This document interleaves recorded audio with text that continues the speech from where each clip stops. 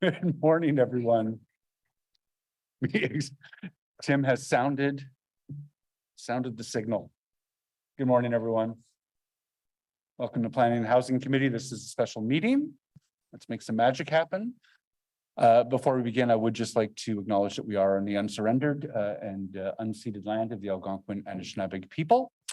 Could I ask the clerk to do the roll call, please?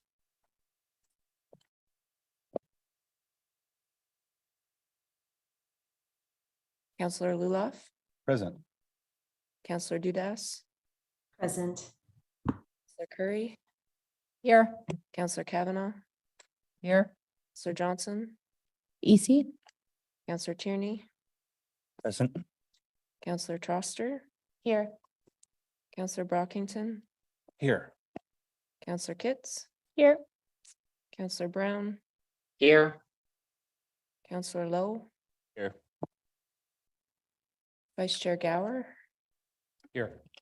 Vice Chair Kelly. Present. Chair DeRuse. Here. Chair Leeper, you have the quorum. Thank you very much, everyone. So this is obviously a meeting to take a look at three separate reports. The one is on the Bill 109 response. There is the report on the delegated authority, and there is also the provincial resource impact report. We're going to try to deal with the whole package today. So I know staff have a comprehensive presentation to make. We're also going to allow the delegations to speak to all three of the items. I know one of the delegations has split their presentations into two to deal with two separate reports. So they'll be doing one after the other as part of the delegations. We're going to start out receiving that comprehensive report. I'm going to ask members, I know there are a number of motions that are going to be moving forward today. So after the staff presentation, I'm going to ask members who have motions or who would like to give staff direction just to put those on the table.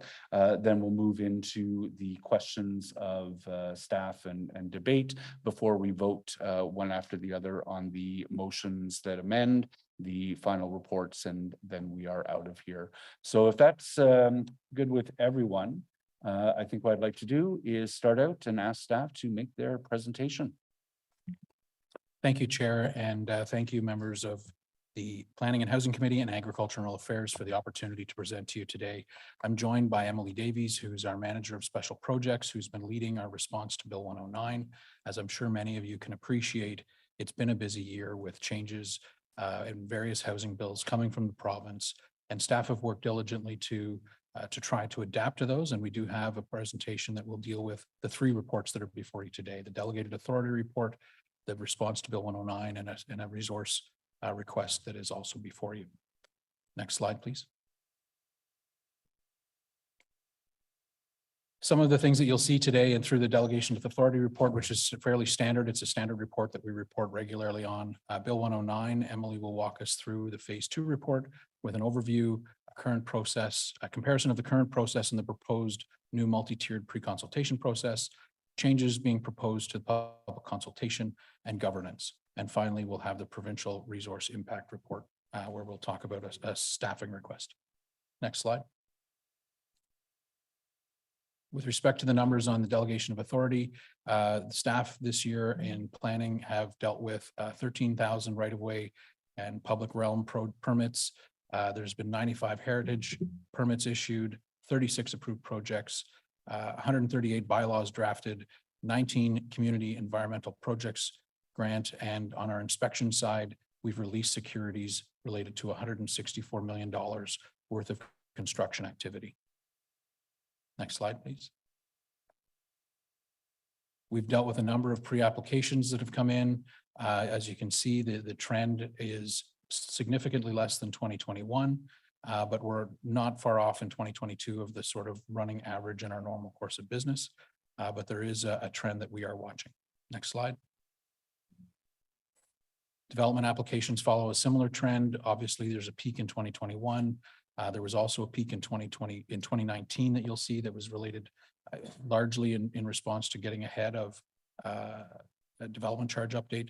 But we are still trending on that sort of 2018 trend line. Next slide. And now I'll pass it over to Emily to walk us through some of the impacts with respect to Bill 109 and where we're going from here. Thank you, Derek. So I'm here to speak to the Bill 109 component of the report before you. Just for sake of jogging everyone's memory, Bill 109 is a piece of legislation that was dropped by the province in April of last year. This piece of legislation had a number of major changes to the Planning Act. The portion of the legislation that we are imposing today or reacting to today is with regards to the refunds of fees. So the legislation has imposed a 60-day requirement for the processing of site plan control applications and a 90-day requirement for the processing of zoning bylaw amendment applications. Both of those application timelines in the current way the city processes them, we take on average 196 days to process a site plan control, so well over what the provincial allotment is mandating.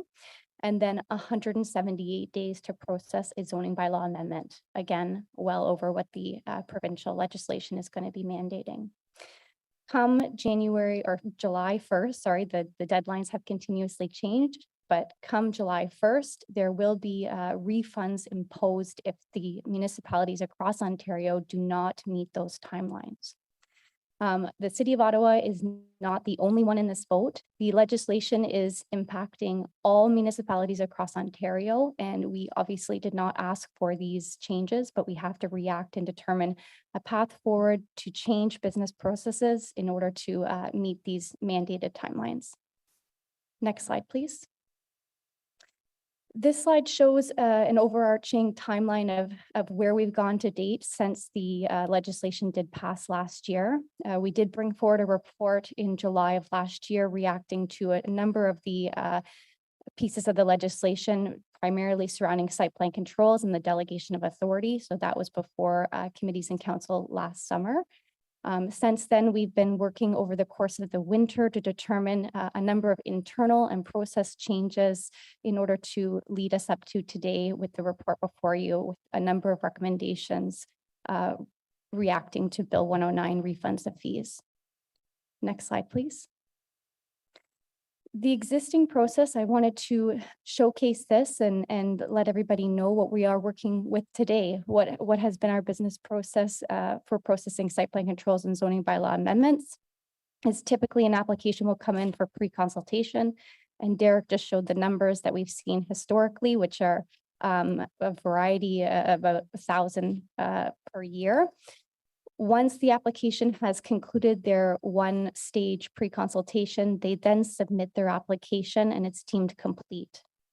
After it's deemed complete, this is when the city typically goes through a number of revisions. The city and staff work with the applicant to address any issues with the application and go through a number of different submissions and revisions to that application. And all that leading up to bringing forward the report for consideration to committees and council for a decision. So we had to analyze this process, how it was working, how it had been working over the last decade, and find ways to improve it and to make sure that we can process applications faster in order to hit the deadlines allotted by the province so that we're not going to be taking a massive financial hit with the implication of refunds of fees. Next slide, please. This slide before you shows the proposed process, which is going to be implemented by the changes before you in the Bill 109 report. We are proposing that a multi-tiered pre-consultation process be put into place. This multi-tiered pre-consultation process will require site plan controls and zoning bylaw amendments, those two files only. So not all Planning Act applications. We are only targeting the two that are subject of the Bill 109 legislation. Those two files would have to go through multiple steps for pre-consultation in order to ensure that they're getting the necessary feedback from the city, from staff, from stakeholders, in order to revise their application before they submit it. Once they go through the proposed three-phase pre-consultation, the application would then be in a position to be submitted and deemed complete. Once it's deemed complete, it then enters into what we call official review, which is where we're counting every day that the province has allotted. So we're counting 60 days for site plan control and 90 days for zoning bylaw amendment. Next slide, please. The report before you has 9 recommendations. We've grouped those 9 recommendations really into 3 different buckets. The first bucket is with regards to internal process changes. So a number of things that we're looking to change in our typical business process in order to streamline applications internally. The second bucket is with regards to bylaw amendments. There are 5 bylaw amendments that we are proposing in order to align ourselves with setting up for a pre-consultation process, ensuring that we have proper fee structure for it, and so forth. The third bucket is with regards to directions for further action. So there are a few recommendations before you, and I will speak to them in a moment regarding directing staff to look into things and report back to them, report back to committees and council. Next slide, please. Some of the key changes regarding the internal business process changes are with regards to adjusting the circulation timelines for site plan control. In today's current process, we allow for 28 days for circulation for site plan control, and having analyzed how we can utilize those 60 days that the province has assigned, we can no longer afford 28 of those 60 days to be dedicated to circulation. So we are proposing to reduce that circulation time to a 14-day window and continue to support constituents and stakeholders to submit comments on site plan controls within that 14-day window. The other internal process change that we are looking to institute is a very strict timeline for circulation comments. In the past, for site plan controls and zoning bylaw amendments, we've had a lot of leeway in allowing comments to trickle in well past the deadlines and still consider them for changes to the report or the proposal. Given that the province has instituted very strict timelines, we no longer can afford any leeway, and we're going to have very strict timelines for comments to be submitted. And that information will be relayed to proponents through the circulation material that's sent out. The other internal process changes with regards to resubmissions. We can no longer allow for resubmissions of site plan controls and zoning bylaw amendments, meaning that once an application has been filed, once they've gone through those pre-consultation processes, that is the proposal that will be decided upon through that process. The last change regarding internal process changes is with regards to concurrent applications. The legislation under the Planning Act does not allow or does not account for site plan controls and zoning bylaw amendments to be considered together. So we are going to have a rule that those 2 types of applications will be processed separately. A zoning bylaw amendment coming first, and then a site plan control coming after. That said, those 2 applications can go through pre-consultation together, and we will encourage that of applicants so that a whole package will be considered by staff in order to provide comprehensive feedback. But once it enters into official review, we will have to process site plan controls after zoning bylaw amendments. The caveat to that rule is that the Planning Act does allow for official plan amendments and zoning bylaw amendments to come together. And in those instances, the Planning Act allows for 120 days for the municipality to process it. So they do specifically recognize those 2 types of applications can come forward concurrently. Next slide, please. I will pass this slide over to Derek to cover. Thank you. One of the things that I think is important to be clear is that there is no one solution that we're looking at to bring us from 196 days down to 60 days for a site plan. It's a layering and a number of different initiatives and you know, looking at basically our entire process. You know, Emily's talked about the pre-application consultation process. We're looking at changing some of our conditions or looking at opportunities to condition things. But one of the things that we're looking at in the middle is a fundamental change to the way we assign our work. Currently today, a file comes in and is assigned to an individual planner and an individual project manager, which is typically a professional engineer or a civil engineering technologist, to review those files with respect to their own disciplines. And they're also responsible for the carriage of that file from essentially soup to nuts. And so if there's issues with respect to the signs, if there's collating comments from the public, that individual is the individual that is responsible and has carriage for that file. One of the things we're looking at and starting the implementation process of now is a team approach to files where we've got a group of the two types of disciplines assigned to each file, which we hope will give us an opportunity to improve efficiency, where we've got, you know, the right type of person doing the right type of work. So I don't have some of my most senior staff doing administrative tasks or following up on sign details.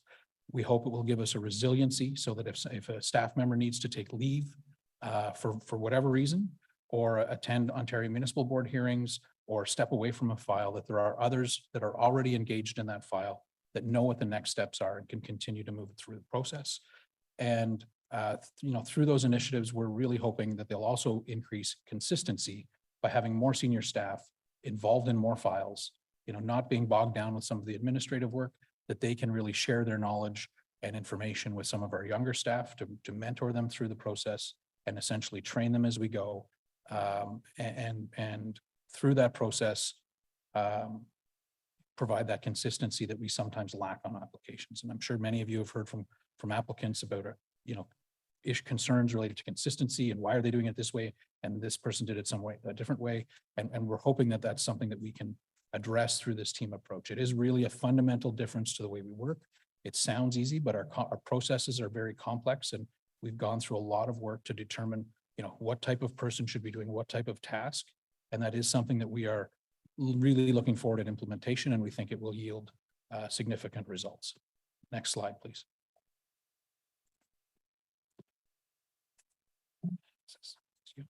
Yep. Thank you, Derek. I'm just now going to speak to a couple of the other recommendations before you as part of the Bill 109 report. One of the recommendations is with regards to direction to staff to look into a tool that is in the Planning Act regarding zoning bylaw amendments. Through analyzing the process, we've understood that our timeline for 90 days to process a zoning bylaw amendment is really tight, especially with having to rise to committees and council and have the bylaw passed within that 90-day timeline. So one of the tools in the Planning Act is to delegate minor zoning bylaw amendments to staff.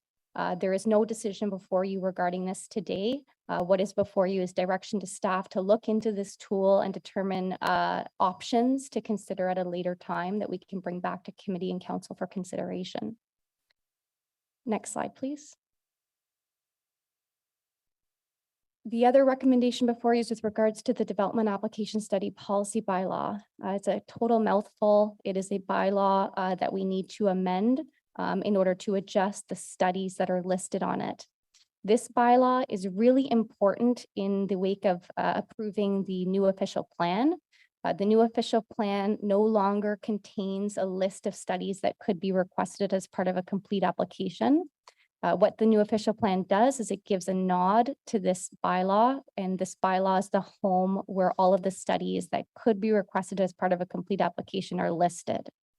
So this bylaw needs to be updated on a continual basis in order to ensure that it lists the proper studies that we would want to ask for as part of a site plan control or zoning bylaw amendment. If the studies are not listed on here, we do not have the legal ability to ask for them. So that is why this is really critical. So we have analyzed this bylaw and taken feedback from external stakeholders as well as internally. And before you are adjusting or suggesting a number of different changes to the bylaw in order to remove some studies, add some new studies. And when I say studies, I also mean information and material. Some of them are just forms. And change the titles of some of those information and material pieces. Next slide, please. There are also a number of public engagement changes that we are looking to adjust in order to react to the provincial changes. Regarding zoning bylaw amendments, we will begin to strongly encourage and recommend that consultation on applications be taken place during pre-consultation. So we're going to be asking applicants to go out and talk to their communities, talk to counselors, talk to their constituents in order to propose their recommendations or their development into the community. We are also going to be proposing public meetings as part of the Planning Act. Those will remain at Planning and Housing Committee as well as Agricultural and Rural Affairs Committee. That is the legal place for those. Regarding site plan controls, there will no longer be an opportunity for city-led consultation meetings. To clarify that, consultation meetings can still continue at the discretion of councilors, as well as at the discretion of the industry, as well as at the discretion of the applicant. It's just the city will no longer have the time to initiate those consultation sessions during that 60-day window. DevApps will still remain also a critical touch point for everyone, where the information on files will be available on DevApps, and comments can be taken through DevApps for site plan controls as well as zoning bylaw amendments. Next slide, please. Governance changes. I believe this is recommendation 6 in the report. There are a slew of governance changes that we are proposing in order to recognize that zoning bylaw amendment files have to come through committees and council, as well as the bylaw be passed. Previously or currently today, a zoning bylaw amendment can take anywhere up to about 46 days to go through that process. And when we are counting 90 days, 46 days is almost half, and we can't allot for that timeline anymore. So we need to make some changes. And so the changes that are before you for consideration are with regards to allowing special meetings occur for Planning and Housing Committee during otherwise legislative breaks, where there are zoning bylaw amendments on the docket. It is only zoning bylaw amendments that are time sensitive. And so those are the ones that we are proposing need to be considered at special meetings of Planning and Housing Committee for those files to rise to council for approval or refusal. Regarding zoning bylaw amendments, again, we are proposing that the bylaw be adopted at the same day that the report is before council. The bylaw being adopted is the end of the process. So that is the end of the 90 days. So it is really critical that that bylaw also rise to council as quickly as possible. Zoning bylaw amendment reports, we're also suggesting that the reports be published 6 days before committee. The current standard right now is 10 days, but those savings of 4 days really help the planning department's timelines in order to meet that 90-day requirement. So the proposal is to go from 10 days to 6 days in publishing zoning bylaw amendment reports. The last change that is before you is with regards to rural zoning matters being able to rise to Planning and Housing Committee, where the rural zoning matter cannot meet the timeline typically to go to ARAC, which meets once a month. So that is an option for rural zoning matters to hit the timelines allotted by the province. Next slide, please. I will pass it back to Derek to speak to report number 3 on the resourcing impacts. Thank you. Thank you, Emily. I guess the report that's before you recommends changes to the resources that recognize and take into account the additional workload and increase in service level as a result of the provincial bills. The objective is to positively impact timelines. And I guess the meat of this report is that the staff are recommending the addition of a total of 37 additional FTEs to support planning applications, along with 2 permanent positions being created, 2 permanent positions being created. Next slide, please. So the financial impact of those 37, we are proposing that 32 of them will be funded through planning application fees. So they would not be a direct impact to the tax rate. The 5 positions that are identified that are within heritage or other downloaded services are proposed to be funded through the tax. So there would be an impact to tax of $640,000 and a $4.4 million increase that we're looking for to generate through increased planning application fees. I think it's worth talking a little bit about how our budget is derived. There's been some information shared recently that provides some of the information, but maybe not the whole picture. So within planning services, we go to two committees for budget approval. We go to Planning and Housing Committee, and we go to Agriculture and Rural Affairs Committee. And the staff that are working on and dedicated to rural files are segregated, and that those staff are approved ultimately through Agriculture and Rural Affairs Committee. And the table that's before you here shows that breakdown. The revenues that we generate, though, are all recognized in the Planning and Housing Committee budget. The rationale for that is that as applications come in through the Client Service Center, and traditionally it has been very difficult to determine at that level whether it's a rural file or an urban file, because we do have a number of split wards and boundaries continue to change through various planning processes. Next slide, please. So we have a bit of a breakdown of our fees that show the various types of fees and where they come from. The point I'd like to highlight here is, we generate fees. There are application fees that we generate, which are, an official plan amendment application, a zoning application, site plan, and so forth. We also have a bucket of fees, which are engineering, design review, and inspection fees. And they're based on the cost of works, and they're charged at the time of approval.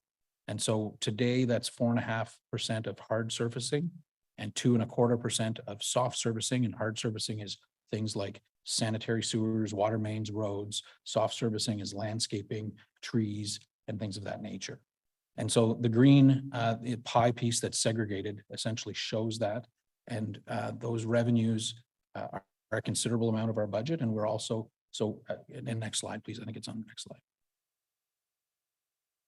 So we are proposing to increase those fees in addition to our planning application fees from 4.5% of cost of works to 5% for hard servicing, from 2.25% to 2.5%.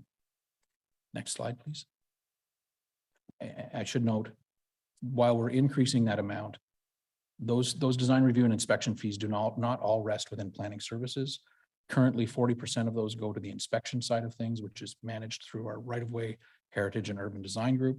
And so while we're increasing the amount, we are adjusting the split so that the increase will rest with planning services. The budget allocation towards right-of-way and in the inspection group will remain the same as it is today. So that split will change slightly from, it was on the page, I think it's 64 to 36 as opposed to 60-40. Is there a next slide? That's it. Great. So we're happy to answer any questions if you have any. I'm sure you can appreciate it, it's been a busy year, and I thank Emily and the rest of staff that have contributed to the process and mapped things out. It really has been a bit of an exercise, and I'm looking forward to the discussion as we proceed today. Thank you very much to all of our staff. Obviously, 109 has created a need right across Ontario for municipalities to try to deal with a really significantly impactful piece of legislation. I don't think any of us want to be in this position today, although there are some really interesting components of the proposals in front of us with respect to retooling how the department works that are actually kind of exciting and worth doing regardless of whether 109 is in place or not. As I noted, I want to get the motions on the table related to all of the items now. Could I ask that if you have a motion related to 3.1, which is the Bill 109 implementation, could you just raise your hands or catch my eye and let me know that you have one of those? Councillor Johnson.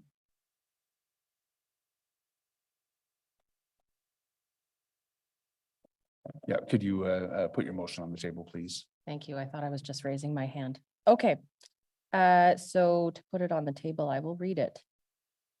It's on the screen. Thank you very much. So whereas the City of Ottawa is committed to public participation in the planning and development process, and whereas the city initiated in 2014 a development application pre-application consultation program with community associations with the objective to increase transparency to the city's development review process and to allow for early input by the community into the development proposal. And whereas any public participant from the 6 participating wards must attend training and sign a non-disclosure agreement acknowledging their understanding of a confidentiality requirement under the Planning Act. And whereas the province's Bill 109 introduced tight timelines for development applications to be considered during official review. And whereas Bill 109 implementation phase 2 report introduces a multi-phased pre-consultation process for development applications, which introduces 3 phases to allow the applicant to discuss their idea, to obtain preliminary feedback, present their refined idea and any draft studies for comment, and finally submit their final proposal for the study review to ensure the studies are complete, consistent with one another, and contain enough information to allow a proper application processing during the provincially timed review. And whereas there is opportunity to build upon the existing pre-consultation engagement with community associations in the context of Bill 109's multi-phase pre-consultation process. Therefore, be it resolved that staff be directed to undertake a fulsome review of the pre-application consultation program that involves community associations to assess the efficiency and effectiveness of the current process, examine potential expansion of the pre-application consultation program with community associations, and undertake an education, training, and awareness initiative in relation to the program, and that the result of this review be reported back to council within 18 months at the latest. Thank you. Thank you very much, Councillor Johnson. Councillor Dudas? Yes, thank you, Chair. Whereas this report recommends amendments to the pre-consultation bylaw 2009-320 to introduce multi-tiered pre-consultation processes. Whereas pre-consultation is a process that takes place between applicants and city staff, with other participants signing non-disclosure agreements given the commercial confidentiality of development projects in early stages. Whereas members of council may have an interest in participating in the pre-consultation process early on for development application files. And whereas site plan control approval authority rests with staff by appointment, not delegation, which limits the role of elected officials. Whereas approval authority on zoning bylaw amendments remains with council, which may permit involvement of elected officials on the pre-consultation process. Therefore, be resolved that staff be directed to assess the feasibility of councillor participation in pre-consultation for zoning bylaw amendment applications and report back to council in Q4 2023 with their findings. Thank you very much, Councillor Dudas. Councillor Gower? Thank you, Chair. This is on development of a dispute resolution process. So whereas the Bill 109 implementation phase 2 report introduces a multi-phase pre-consultation process for development applications, which introduces 3 phases to allow the applicant to discuss their idea, to obtain preliminary feedback, present their refined idea, and any draft studies for comment, and finally submit their final proposal for the study review to ensure the studies are complete, consistent with one another, and contain enough information to allow a proper application processing during the provincially timed review. And whereas a dispute resolution process for issues that may arise during the pre-consultation process was not identified in the report. And whereas it is in the interest of applicants and the city to ensure that development application files move smoothly through the new pre-consultation process in a timely manner, with the shared objective to facilitate the building of homes to solve the housing crisis. Therefore, be it resolved that planning services staff will be directed to develop a dispute resolution procedure for the pre-consultation process and report back to council via memo by the end of Q3 2023 on the process and implementation timeline, and report on the use of the dispute resolution process be included as part of the monitoring report as per recommendation 9. Thank you very much. And Chair Drews. Thank you, Mr. Chair. And this is after my consultation with my Agricultural Affairs Committee members, whereas ERAC was created to ensure that matters pertaining to rural Ottawa, including planning matters, are considered from rural perspective with full appreciation of rural issues and impact. And whereas Bill 109 will impose stricter timelines related to zoning bylaw amendment and site plan control application, and whereas Bill 109 implementation phase 2 outlines staff requests for amendments to council and committees governance processes, terms of references, and their procedure bylaw in order to adhere to provincial timelines.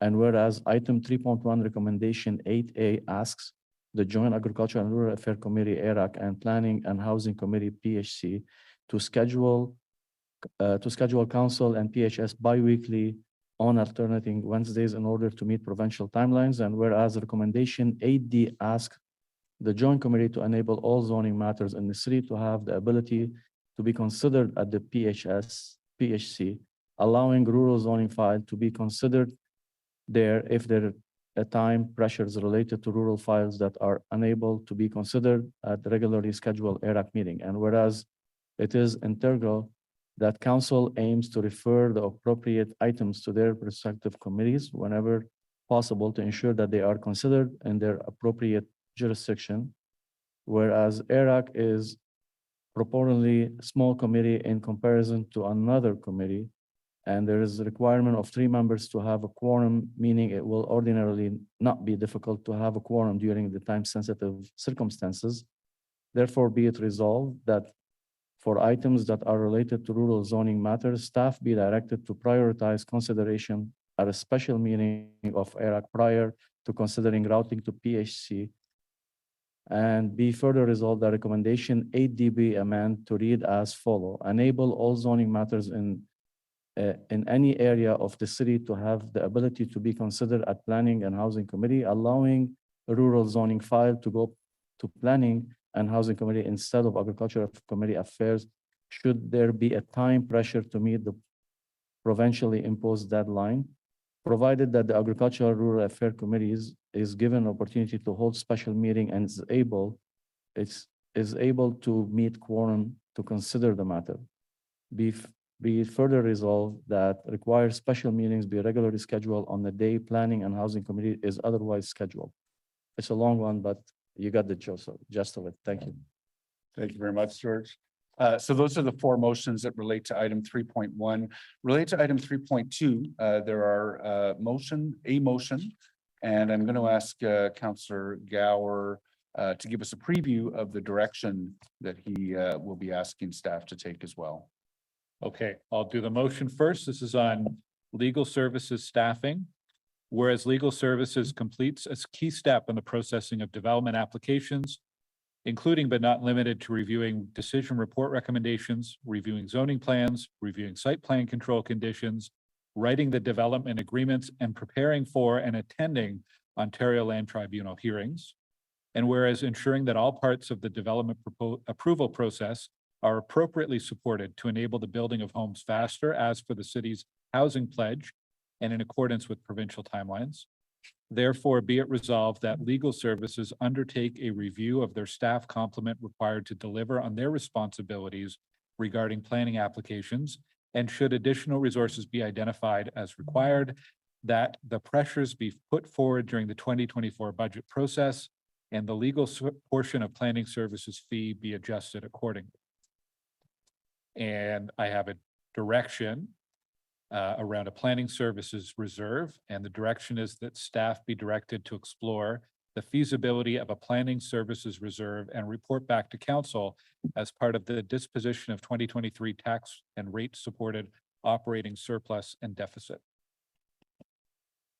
Thank you very much, Vice Chair. That latter direction, my intent is to ask staff to take that direction after we've heard from the delegations and had an opportunity to debate the whole item. So we have 4 delegations before we move into councillors' questions. The first is actually from Jason Burgraff at GOBA.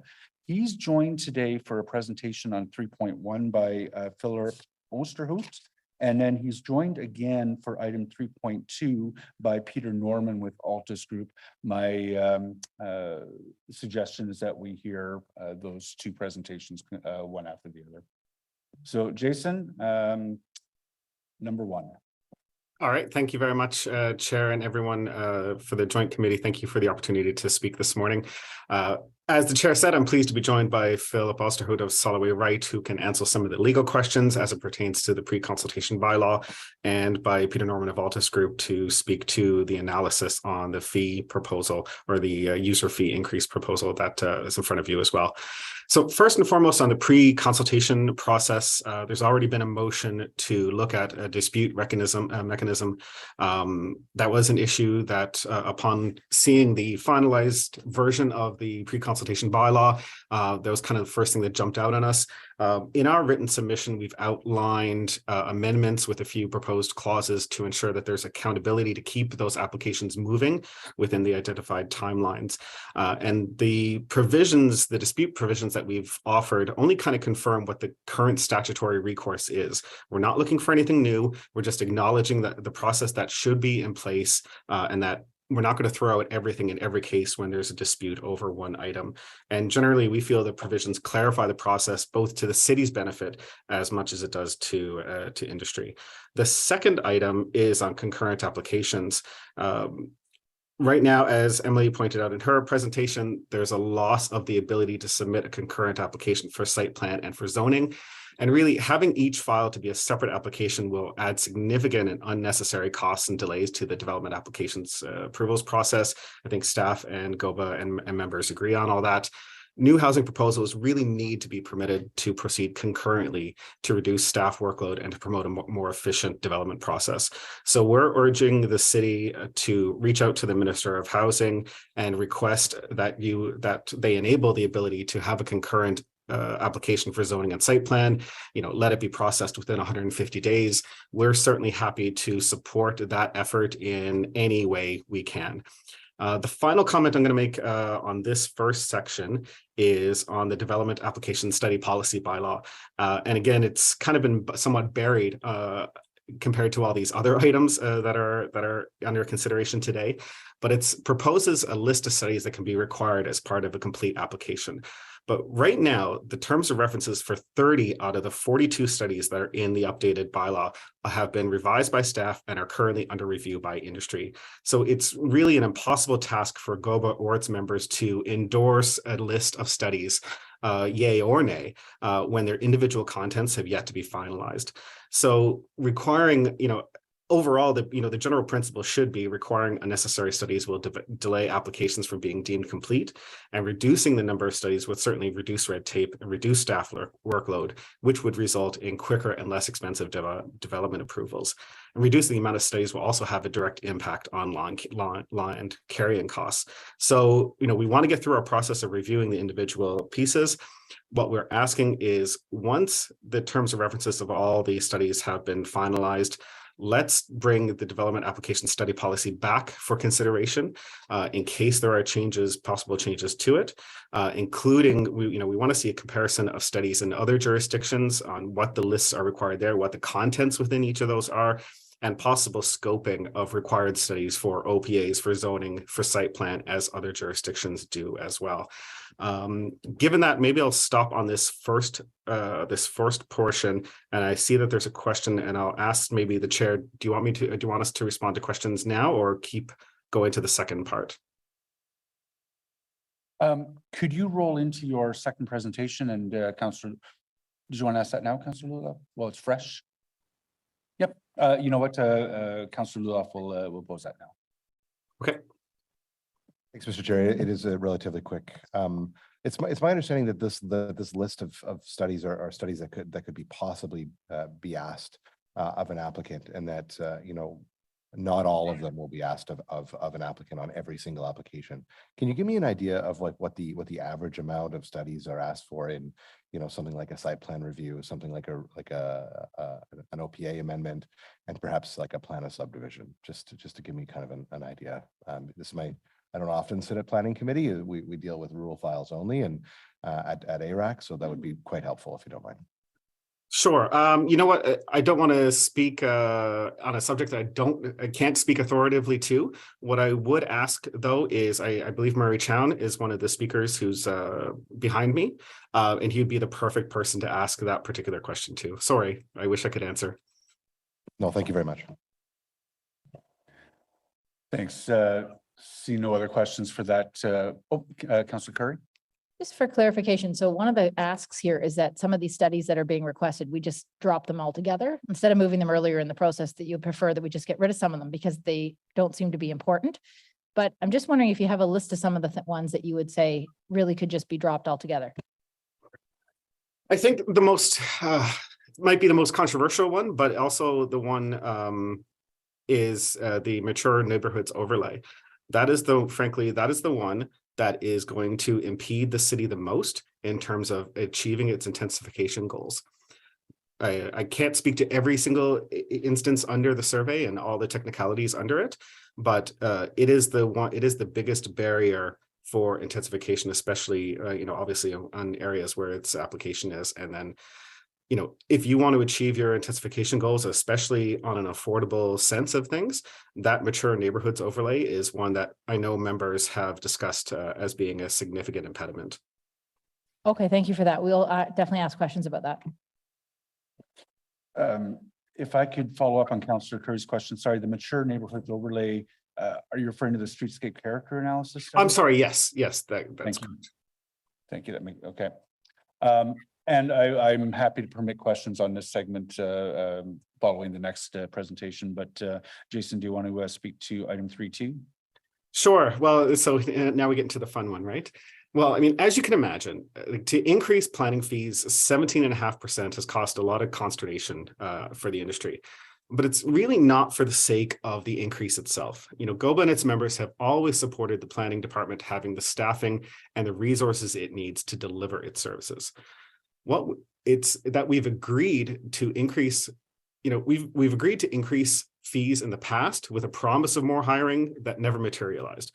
We've agreed to increase fees in the past with a promise of better and faster approvals processes that we also haven't seen. It's for the fact that, as outlined in our submission and in the analysis by Altus Group, that the planning department has seen a surplus of $10.6 million over the past 5 years, money that should have been invested years ago for the people in the department that it's saying it's now going to hire. It's for the fact that despite the city's own budget documents forecasting a budget surplus of 1.26 million this year, that there's a fee increase on the table for 1.1 million for the fourth quarter of 2023 to pay for this new staff. If there's already enough money to pay for staff expenditures in this fiscal year, why are we asking for a fee increase now, especially after we just completed an entire city budget process 2 months ago? I mean, let's be honest, it's going to take a miracle to hire 32 new people and have them in place by October 1st of this year. The likelihood of seeing a 1.1 million more in expenses by the end of the year is minimal. It's wholly inappropriate for planning fees to increase now and have a surplus that goes into the general tax stabilization fund at the end of the year. I mean, that really brings me to the second request, and I know that Councillor Gower's motion speaks to this, and that its planning committee have its own specific reserve fund, which would not only ensure planning fees are spent for the purpose that they were collected for, but it would also provide the department with a buffer to continue its level of service and staffing in an economic downturn. Since I have a few extra minutes, I'm going to speak to 2 questions that I got from staff yesterday about the analysis, because I won't get a chance to ask them questions. Only you guys get to do that. But it's the first was, does it include the expenditures related to development review rural and items under ARAC? And Peter can certainly also confirm that, in fact, the analysis does include that. So that part is covered as well. Staff brought up to me the idea of having they have not completed a comprehensive review of costs, including overhead for planning services. That's not been completed. And I appreciate that point. The issue I particularly have with it is that I've also heard that question for 5 years. It was brought up and the last fee increased. It gets brought up when I've referenced tax stabilization, the surplus shift to tax stabilization fund at Fedco in years past as well.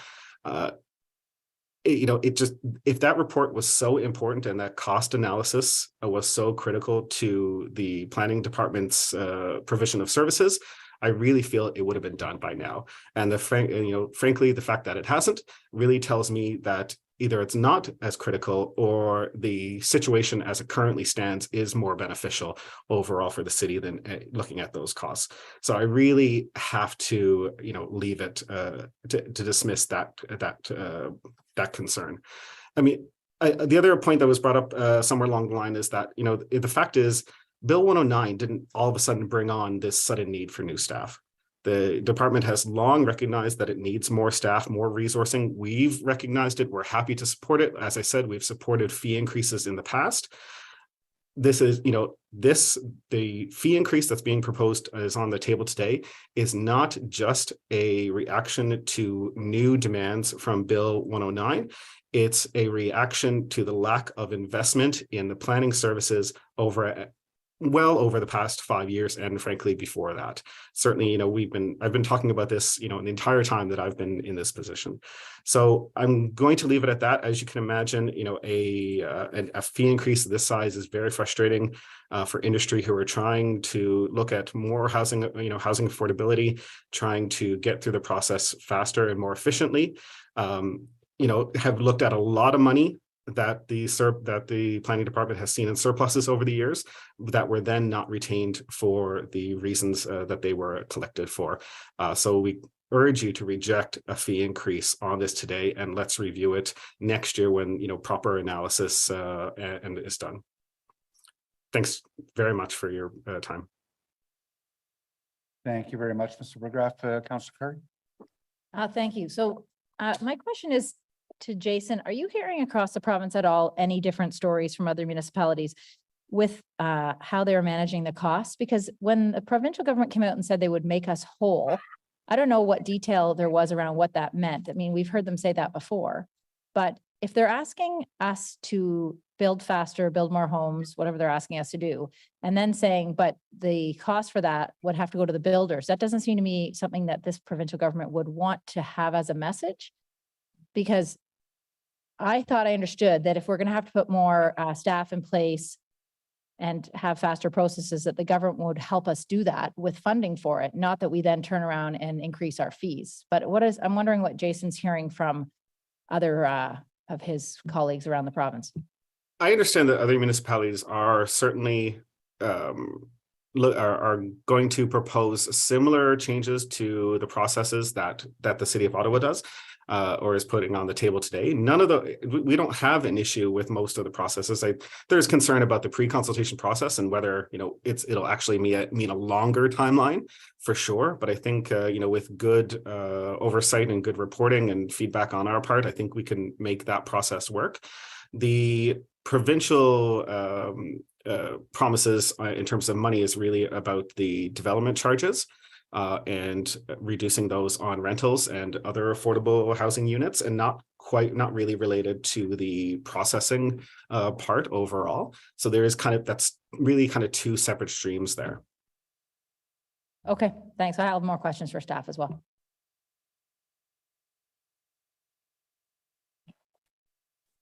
Hi, Jason. Thanks for your presentation and for raising some of the concerns here. Although I disagree with some of your characterizations about planning department and resources, I think a lot of us are concerned about the ability to ramp up and hire enough staff quickly enough. One thing I'm concerned about is with these significant changes in the timelines and processes that the province is mandating as of July 1st. What are you hearing from your members? I guess my concern is that we're going to get a massive amount of applications July 1st, trying to take advantage of the legislated shorter timeframes. And in this transition to when we are trying to hire and build up, that's going to be a significant strain on our resources. Are those concerns founded, or what are you hearing from the local industry? I appreciate that concern. I have not heard from members that there's going to be that they're holding back items now for 2 months from now when these new timelines will come into place, because obviously the timelines are much farther straightened out. I have to admit, I have not heard that kind of concern. I forgot this first part of the question. Sorry. Well, that was basically it about whether or not we're going to see a real increase in applications once July 1st hits. So you've answered that. Thank you. You had mentioned about the issue with concurrent site plan and zoning, and you mentioned perhaps a 150-day window to consider those. Can you just elaborate a bit on what GOBA envisions as a solution for those kind of concurrent applications?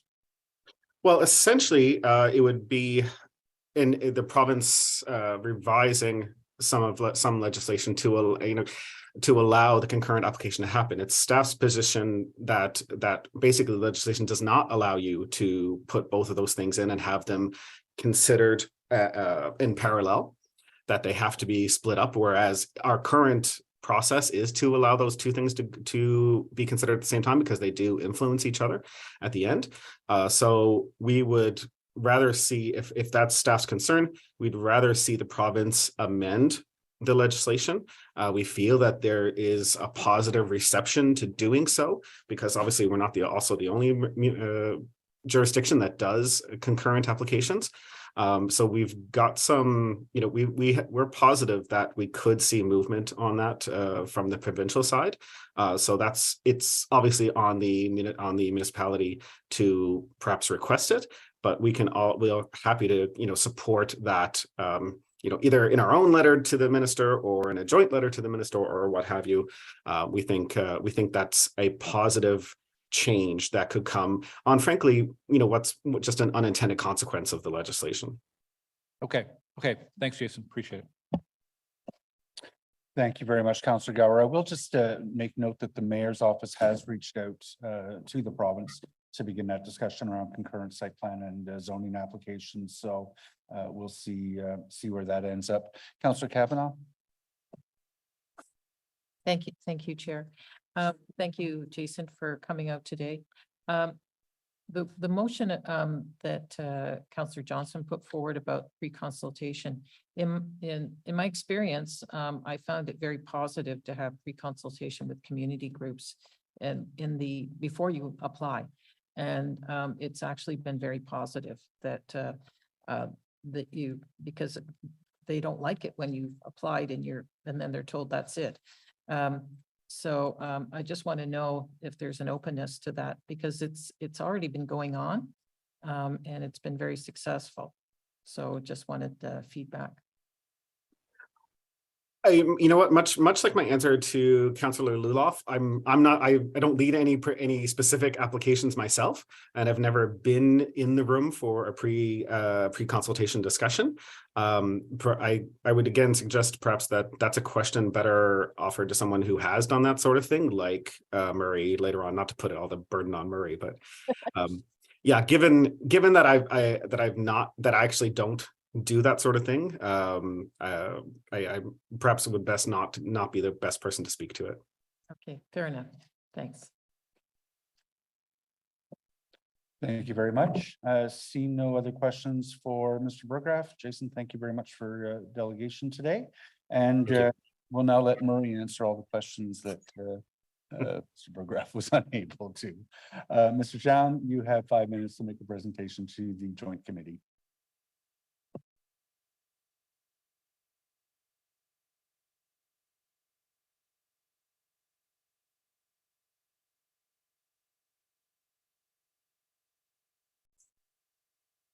Sorry, Mr. Chair, I've got things showing up on the wrong screens. Thank you very much for this opportunity, and it sounds like the members of committee may have a lot of questions for me when I'm done, which I hadn't necessarily anticipated, but I'm looking forward to it. Let me start by saying I think that some of the concerns that I'm going to express today may be addressed by, depending upon how staff respond to Councillor Gower's motion with respect to dispute resolution. I registered to speak today because I wanted to publicly state the skepticism that I have with respect to how this process is going to unfold. And I think my skepticism is shared by many of the home builders in the city of Ottawa. And it relates to two things.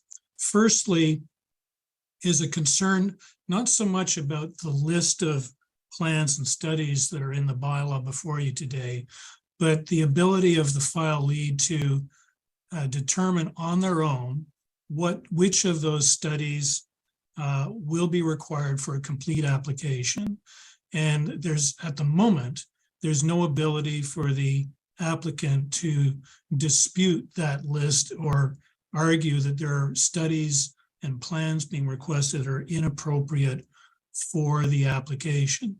And that's leading to two things. I have clients who are abandoning applications because of the list of required plans and studies, with the result that instead of a project going through site plan where you might be getting a low-rise apartment building with 30, 40, 60 new homes being developed. Instead, they're just going to come forward with a couple of 10-unit low-rise apartment buildings, avoid site plan, avoid all of these studies, but miss the opportunity to build far more residential units and help to achieve the city's intensification targets as set out in your official plan. So we need a process to make sure that the studies that are being requested are in fact appropriate and reasonable. The time and cost to prepare those studies are intimidating to the smaller builders in the city of Ottawa, and we can talk more about that. The second aspect of this, and I think is of greater concern, is we may end up in an infinite loop at phase 3 of the pre-consultation process. What the process is set out in the bylaw that's before you today, and as staff have described it to the industry, is we are not going to deem your application complete until we are satisfied that all of the plans and studies that we've requested meet the terms of reference for those plans or studies, so that if any one of those plans or studies, in the opinion of the planner, is deficient and doesn't meet the terms of reference, then you will not be deemed complete. And I can see a situation where we just go around and around and around, and every time we go around, we pay another fee, a pre-consultation fee, but we don't ever cross the goal line. And so there's a great deal of pressure with respect on how staff respond to the motion from Councillor Gower with respect to dispute resolution. Our clients, in fact, are rushing to file before July 1st, not the reverse. They're not holding off saying, oh, we're going to wait until July 1st, so we're subject to the Bill 109 guide timelines, because we may never get to a point where our application is deemed complete. So rather than wait till July 1st, we're rushing to file now so that we actually know what we're dealing with. We know that our applications will be deemed complete and will be processed in due course. If we wait until July the 2nd or 3rd to file, our applications may never be deemed complete. We never may build the houses that the city has pledged to build by 2031. 151,000, the city's not building those houses. The city isn't going to deliver on that pledge. The home builders have to deliver on that pledge. And I'm not sure how they're going to do that if our applications are never deemed complete. I'm a little skeptical, a little cynical, but there's the possibility that we're going to get into this loop at phase 3 of the pre-consultation process and never have our applications deemed complete. My time is up. Thank you very much, Mr. Chown. Are there any questions for Murray, Kathy, Councillor Curry? Thank you, Mr. Chown. So we're just talking about this here, this councillors here. And just to be clear, so you see this new version as giving the planners a ton of power. So because the planners could keep you stuck in an infinite loop, you potentially may never, ever get something to go forward. But if we went with the old process, what happens is the councillors had more power and they're worried about whether they'll get elected or not, whereas planners are not. So in fact, this puts all the power to a planner who doesn't care if if you put pressure on them or not. I think that's what the province was trying to do. Maybe I'm wrong, but I think the province is trying to make sure this is not in the hands of councillors who are swayed by residents and worried about votes and all those other things. I'm not saying any of us would only make a decision on that. I'm just saying the thinking of the province is that they would rather that the planners have more power. Is that not how you see the purpose of this? I think we're maybe confusing different pieces of legislation. The province did delegate site plan approval to staff and take the power away from councillors to deal with site plan approvals. What's before you today has nothing to do with that decision of the province. What's before you today is the decision of the province to impose unrealistic timelines on the city with the penalty that if you don't meet those timelines, you have to refund application fees. Two different decisions, two different pieces of legislation. And we can talk about the first one if you want, but in terms of the one that's before you today, the difficulty, and staff are in, the city's in a very difficult situation. But the difficulty today is what staff have done, as opposed to the current process, is they've front loaded all of that consultation work without any prescriptive timelines that they can be held to. And if they fail to meet those timelines, that we and our clients have some recourse.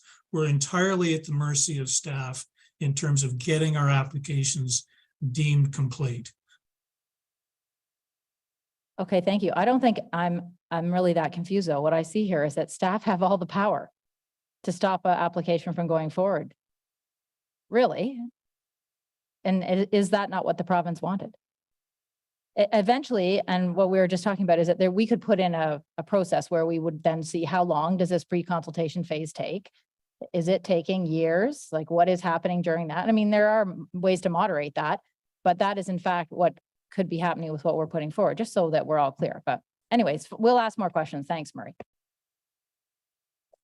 If I may, I think Councillor Gower's direction would address that. And I'm anticipating, I'm guessing that staff are going to take that direction. And there is also, I believe, a mechanism whereby if staff refuse to deem an application complete, there is the alternative of going to the OLT to have the tribunal determine that the application is complete. Councillor Troster?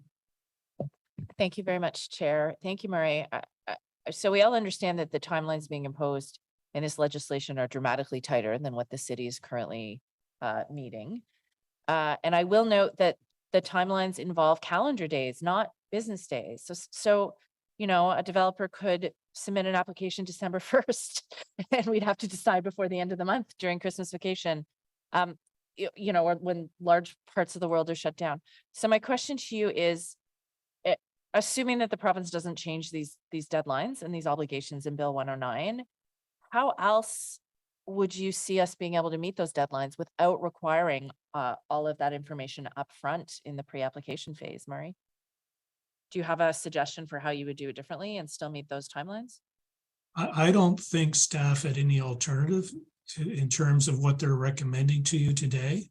And as I say, I'm very sympathetic to them. They didn't bring this upon themselves. The provincial government imposed this on all of us.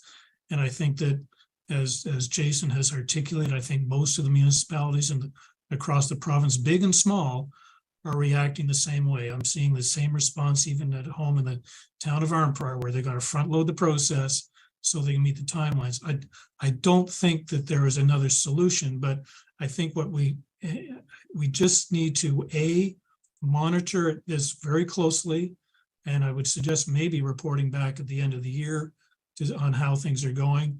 And two, you know, certainly carry Councillor Gower's motion with respect to exploring somehow some kind of dispute resolution so that we can avoid unnecessary delays in the pre-consultation process. But I don't think that staff had any alternative but to recommend moving that work forward of the deemed complete date. The problem we're going to have is how does that function, and does it, at the end of the day, are we going to be taking longer to process applications going forward than we have in the past? And certainly we at the industry think it's actually going to take longer because this pre-consultation process no longer has any critical statutory timelines associated with it. We're going to see how it plays out, but I don't think there is an alternative in terms of approach. I don't have an alternative. Okay, thank you very much.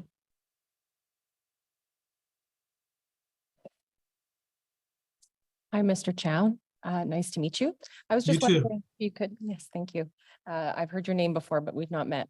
So I was curious to know what your impressions are with the increased reporting guidelines that are also coming from the province when it comes to housing starts and all the different things that we're being asked to report. Is there an opportunity there, given some of the other pieces that staff have put forward with increased monitoring over the next 18 months, something that you'd like to see come forward really specifically that would help you to to watch that data that's important to you. I feel like there are some pieces of that already in the report. So if there's further detail that you're asking for, maybe you could let us know.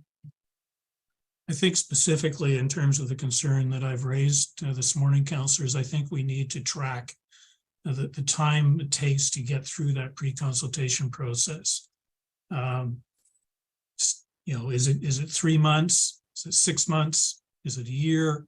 What's it going to take? But it's not going to be weeks, which is, you know, why I say my clients are rushing to file before July 1st, because if we're into this new process, we're not deeming applications complete on July the 2nd. We're starting the pre-consultation process the day after this goes to council, which I think is the 14th. So we're only just starting the pre-consultation process for those new applications.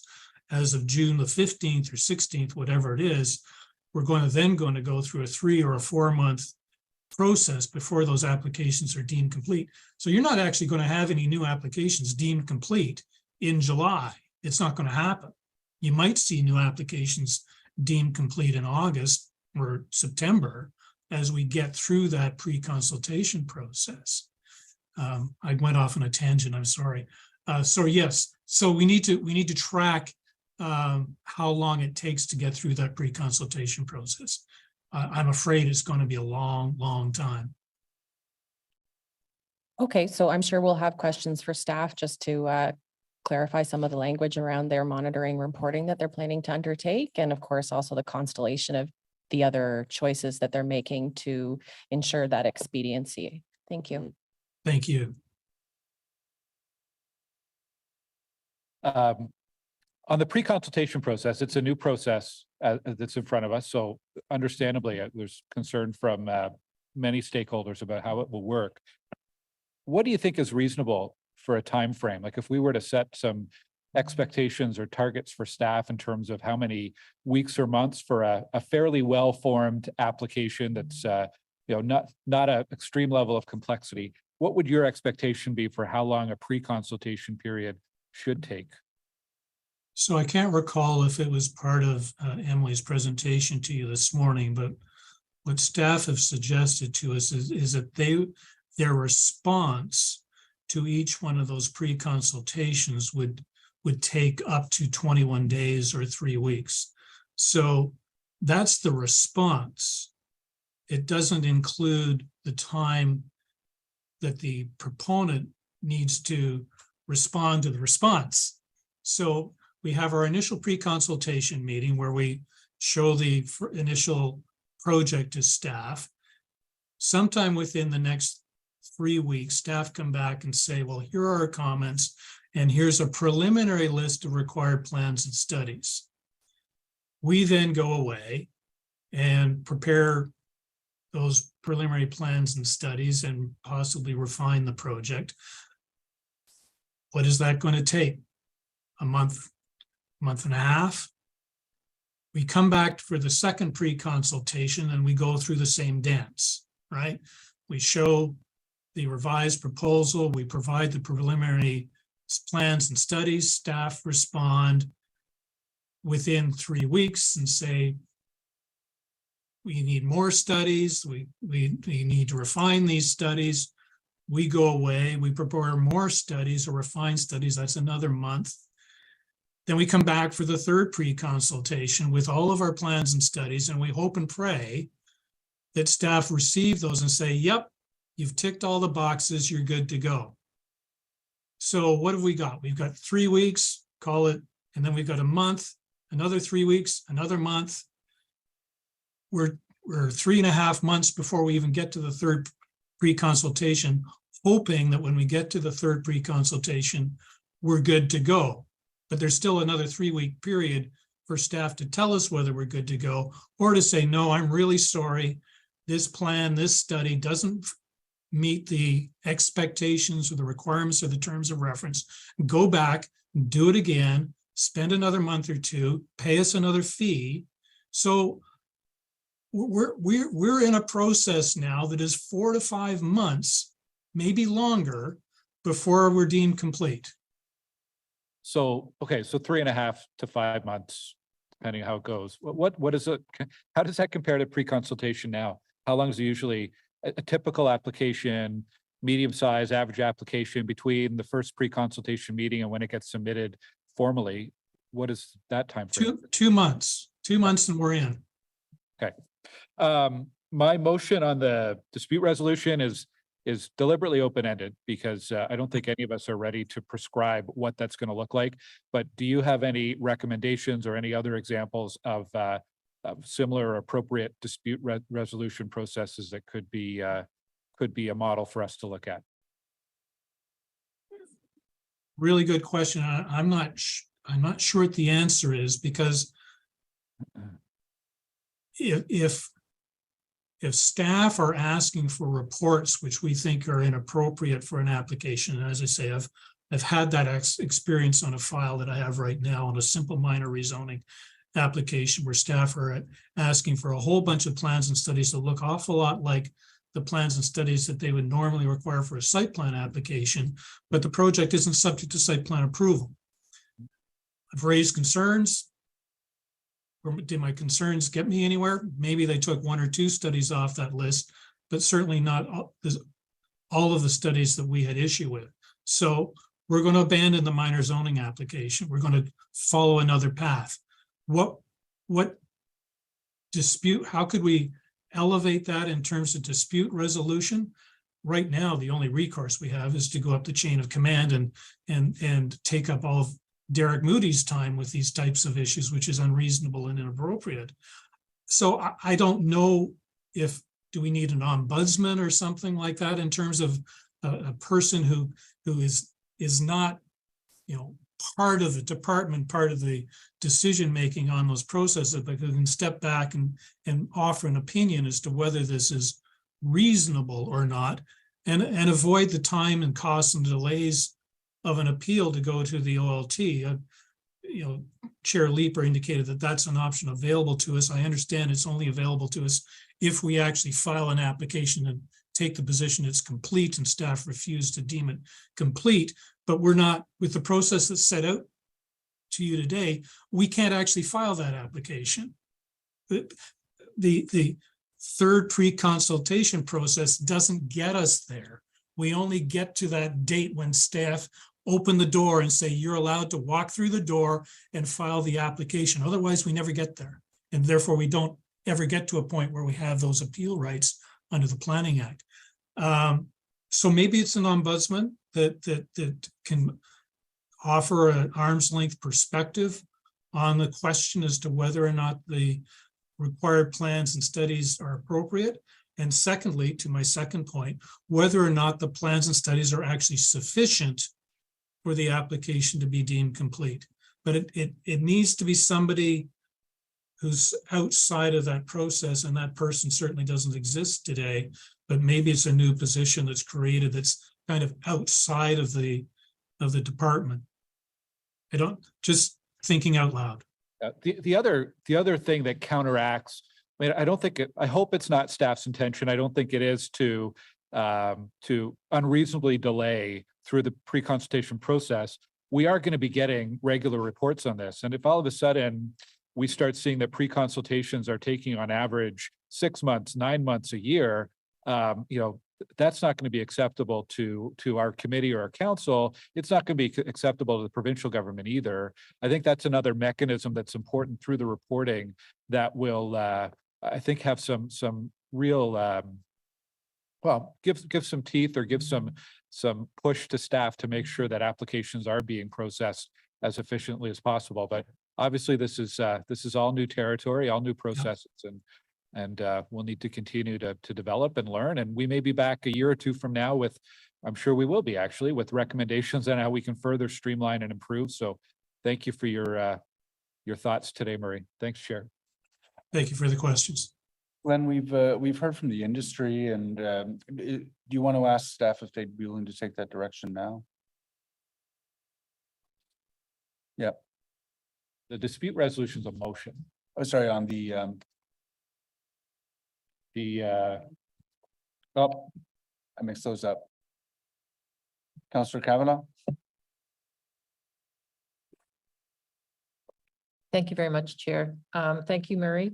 I think you know the question I was going to ask because I already asked it to Jason and he pitched it to you. So, and it's about having the public consultation during that pre-consultation period, which I find usually developers are keen to do usually. And it's been successful because the public feels they have more say before you file. So it's so we've gone through it a few times and I just wanted to get your feedback. So thank you for the question, Councillor. I think there's really two aspects to the question. And one relates to one of the motions that's been tabled this morning, and that is the practice that we're following with applications in some of the inner city wards and neighborhoods where the community associations are invited to our initial pre-consultation meeting. They're invited to that meeting on the understanding that they've signed a non-disclosure agreement so that they aren't at liberty to take that conversation back to their membership or to the community, but they are at the table when we have the initial discussions with respect to the project, and they have the opportunity to provide comments on the project. And I guess the expectation would be with the three-stage pre-consultation process, maybe get clarification from staff that they would be invited to each of those three stages. I'm not clear on that. And the motion that would look at exploring that practice to other wards, certainly I don't think anybody in the industry would have any objections to that. The other aspect to public consultation, which I think is your experience in your ward, which is where the proponents will through your office arrange for informal information meetings with the community and the neighborhoods about the project, either before they filed or shortly after they filed an application, to initiate that dialogue. As long as that's not prescribed, and I say that because I don't think two things. One is I don't think the municipality has the authority to prescribe it, and the second is how it fits into the timeline is something that we would have to think about. But I don't think that this process or this report in any way prevents us and our clients from continuing to do what they've already done in terms of reaching out to the community associations, either directly or through the councillor's offices. I don't see that changing in terms of an approach, but it will depend, it'll vary on a project by project basis. Well, that's been my experience, is that it's already being done. And I don't see it as a delay. Usually it's pretty positive to go to the community at that stage. It's appreciated by the communities and the developers hear what the top concerns are. So I hope to see that continue. Thank you. Thank you very much, Councillor Kavanaugh. Councillor Brockington. Thanks, Chair. Just on that theme, though, I've heard Mr. Chown raise concerns about delays during the pre-consultation phase and files being held up. And for me, this is the critical piece or component of this journey. And the public absolutely has to be engaged in this process. And it's not just community associations. How many pre-consultations on files for Riverward happen in any given year that I don't even know about because I haven't been included yet, that haven't seen the light of day and don't make the light of day? And we're going to suggest that volunteer members of community associations are going to participate 3 different pre-consult phases for 25 files. That's not going to happen. I appreciate them having the opportunity because some applications may be more engaged than others. But I just want to reinforce, Mr. Chown, that we're going to have to come to an agreement on, even though the legislation says the public meeting that is required is the actual planning and housing committee meeting, the public expects a lot more than that. public wants to be engaged in applications. They want to have input before the application is filed, and they want to be able to impact what the final product looks like. And if it's continue as normal, then that's great. But I'm just getting from your comments, you're concerned about the pre-application process and the amount of time that this process will take. And I want to make sure that we reinforce with you the importance of engaging the public during this process. So if you have any additional comments, I'm all ears. Councillor, just to sum up, I don't think there's anything in the report or the recommendations before you today that would preclude developers from continuing to the practice of reaching out to the community as they have today. That's a separate piece. If they're prepared to do that, they can continue to do that. It won't affect the timelines. Okay, I just thought I heard you at the beginning say you were concerned about the pre-consultation phase. You weren't specifically mentioning public consultation. You were concerned about a planner potentially holding this up. I do believe that planners work in good faith, and I don't believe there are planners that are going to deliberately hold up files unless there are legitimate issues that need to be addressed and ironed out. And I want them to continue to do that because they are ultimately working on behalf of the people of Ottawa.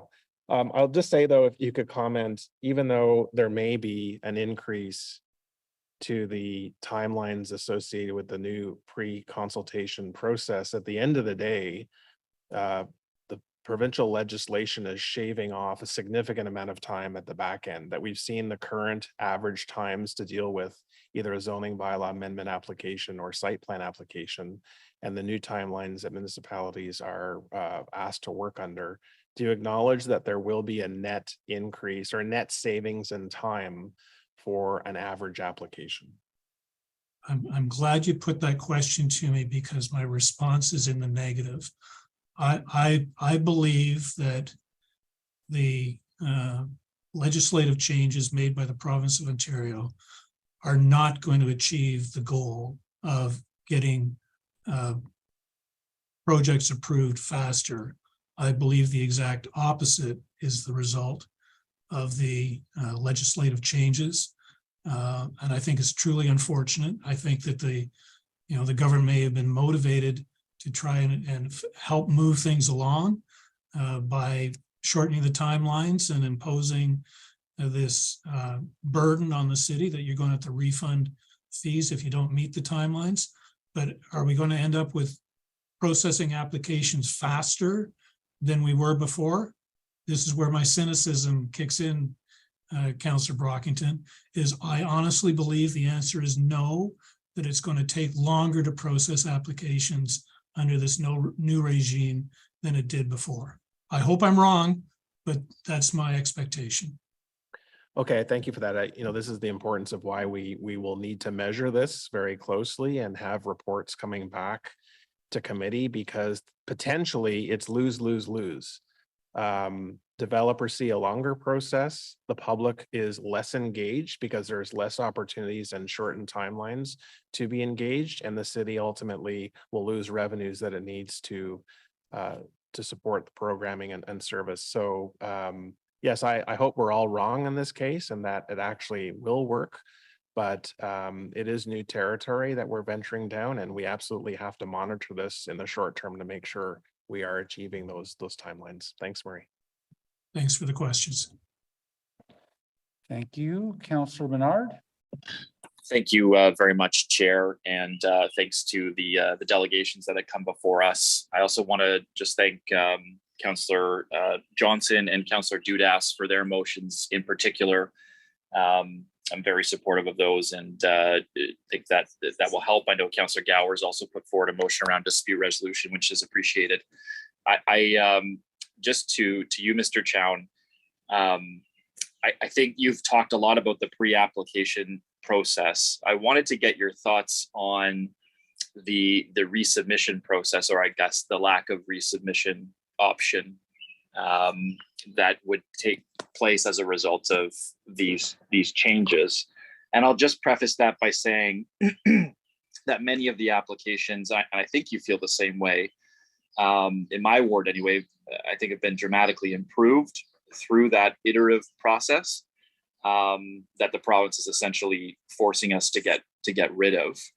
So, I've proposed to staff a condition where there could be, for minor amendments, and we'd have to define that there would still be an allowable resubmission. So just want to get your take on that, and on the resubmission process in particular after the application's been submitted.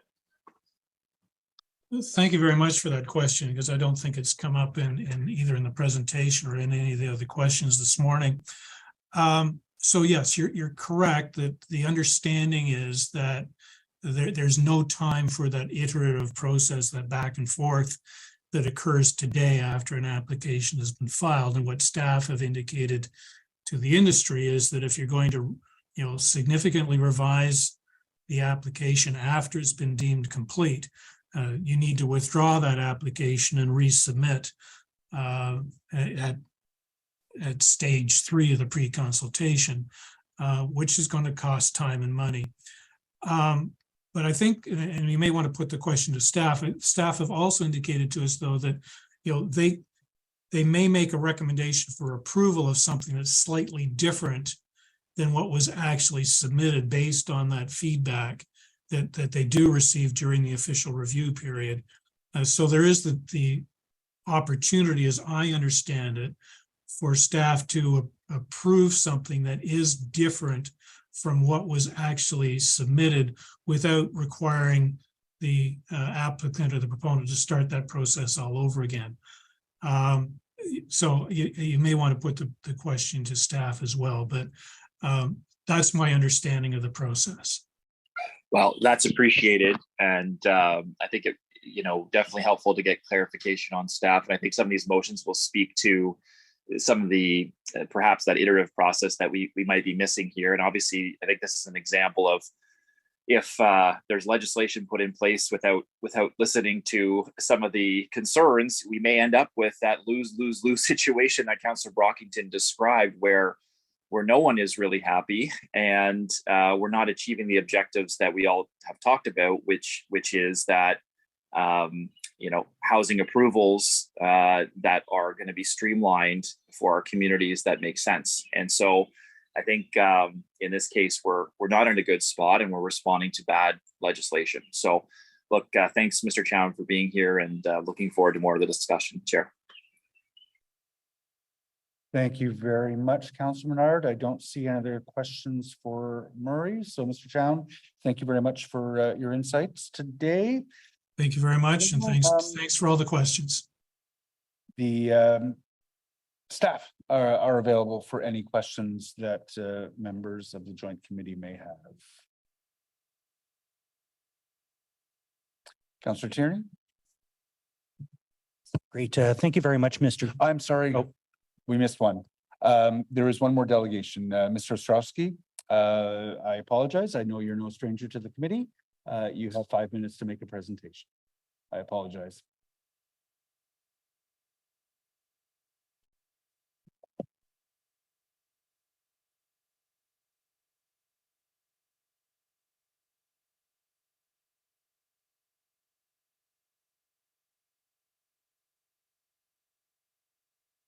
Mr. Chair, Mr. Ostrowski was on the call.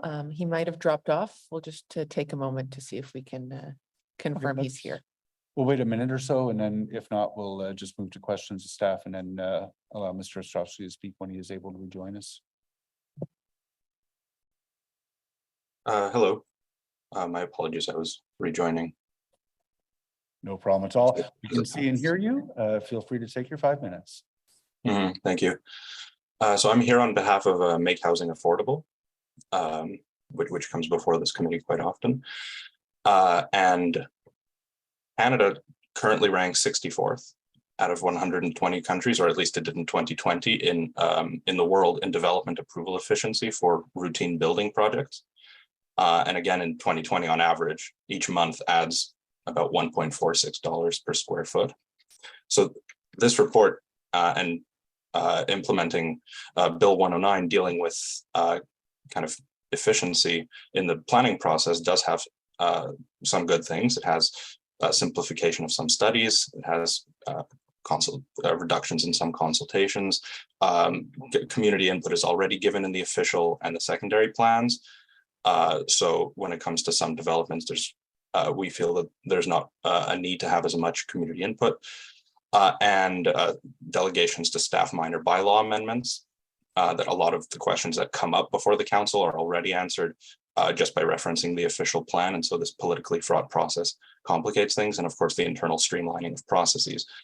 However, that kind of a common theme in this report is the idea that it's really being done to just conform to what the province is imposing.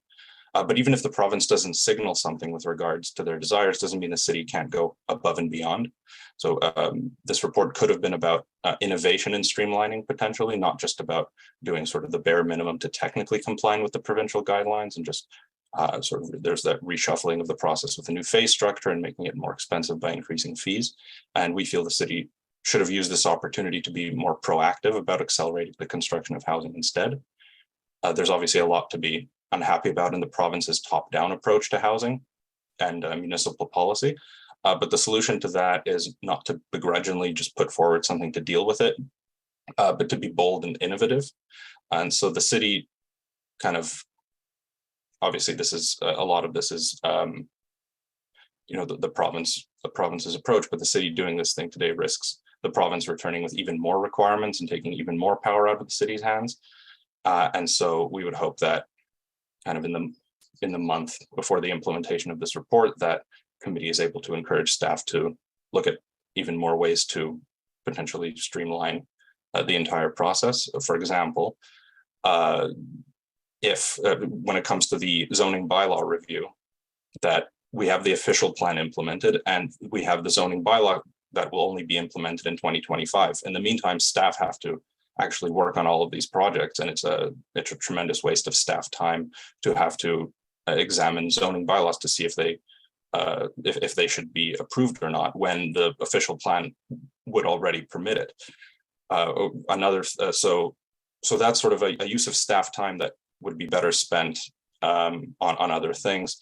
Other things like other provinces have in the past, they've had pre-approval of a bunch of standard designs that can be implemented by right citywide. So just sort of innovative strategies like that can be used to really maximize staff's time, as Councillor Leeper rightly noted in the CBC this week, that nobody wants unsafe projects to slip through or shoddy projects. So allowing staff to focus more on the projects that really need it would be beneficial to everyone. So just in conclusion, we hope that this can be seen by the city as more than just sort of we're complying with something the province is telling us, and really as a way to innovate and achieve more in streamlining approval and getting more housing built. Thank you. Thank you very much, Mr. Ostrowski. Are there any questions for the delegation? I think most of the hands are up for staff. Just catch my eye if you want to pose anything. No? Thank you very much, Joseph. I appreciate your delegation today. So with that, now we'll move into questions. Staff, Councillor Tierney, please feel free. And thank you, Mr. Chair. First of all, thank you for the report. I know it's a weird world out there right now, and the Ford government is pressing ahead with many things. They're even speeding along legislation today to split Peel up and do all these things fast and furious. But we also do want to make sure things are done correct. And when it comes to Bill 109, it's about building faster, obviously, and streamlining things. And some of the questions and delegations, I heard some things today. First of all, hiring planners is a bit of a challenge. How assured do you feel you'll be able to actually hire the appropriate number of people in that department, Derek? So the mix that we put for you is they're not all planners. There's a mixture of planners and engineers. Right. There's certain specializations with respect to forestry or, a lot of those staff that are identified are actually within other departments that provide feedback and information into the development review process. And the rationale for that is to give them dedicated resources to focus on development applications and meet the timelines within our circulation period. Today they're working off the side of their desk. Sorry, I think within the planning realm, we have done a reasonably good job at attracting planning talent. We have different programs where we can bring in junior staff as co-op students and sort of, you know, not indoctrinate them, but like bring them in early and get them looking at the city as a positive employment option for them. With the implementation of our team approach, we're also hopeful that, you know, bringing in, that will give us an opportunity to bring in junior staff or potentially even staff that don't have professional planning qualifications to fulfill some of those tasks that are currently being done by planners. With respect to engineers, we have a program where we currently bring in junior engineers fresh out of school, you know, work with them as they get their engineering designation. And that has been a great tool to attract engineers. The other thing I will add that is, I believe the city is an employer of choice for female engineers.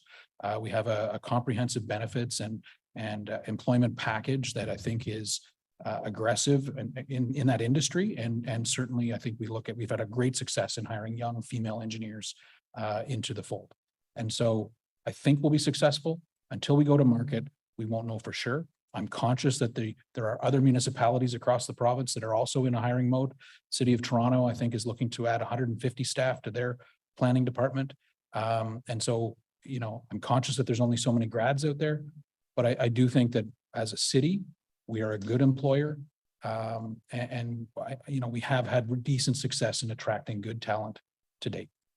And that gives me hope, obviously. And the reason that this is coming up to us just at a conference for 5 days in Toronto at FCM, and all municipalities, especially obviously Ontario municipalities, we're all worried about the same thing. So from a reporting perspective on hiring, as well as I did hear about the pre-consult phase, there was talks of reporting.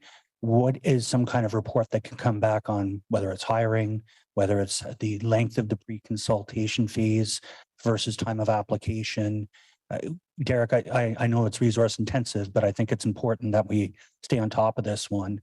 Would this be like a quarterly report that could be brought back to planning committee, for example? Mr. Chair, the recommendation 9 does speak to monitoring, and those items that you've talked about will form part of that, but that is identified in recommendation 9 as to come back to committee and council to give them some of that information. The recommendation that's before you is to report annually as opposed to quarterly, but we certainly are supportive of keeping council in the loop with respect to our progress. Okay, great. That's all my questions for now, Mr. Chair. Thank you. Councillor Kitts. Thank you, Chair. Thank you for the presentation. Lots of information. I'm wondering if we are budgeting for risk at all. I think it's safe to assume we won't meet the timelines 100% of the time. And there's also, I think, a risk that will be at the tribunal more. So are we dedicating resources to that proactively? At this point, we don't. I certainly do appreciate the comments with respect to risk of being at the tribunal. You know, the task that's been put forward to us in planning is to meet these timelines, and that is what we're working towards, as opposed to building in a slippage at this point. I do appreciate your comments with respect to the potential to be at the board more, and that could have an impact on us, especially as we're faced with making a decision to meet those timelines that, may not necessarily be the decision the applicants are looking for. And so I recognize it. I think that the direction that's been provided to analyze some of that with respect to the legal services budget as part of the process for 2024 will address some of that, but it's something we're going to have to continue to monitor and identify how much time we're spending at the board and what the impact that is on our overall operations. Okay, great. And that will be part of the reporting back to council? So the piece, the analysis with respect to the legal budget will be part of that, but certainly we can report to council as to the amount of time or the amount of decisions that end up getting appealed as a result of the faster timelines. Okay, thank you. I think that'll be something we'll have to keep our eye out for.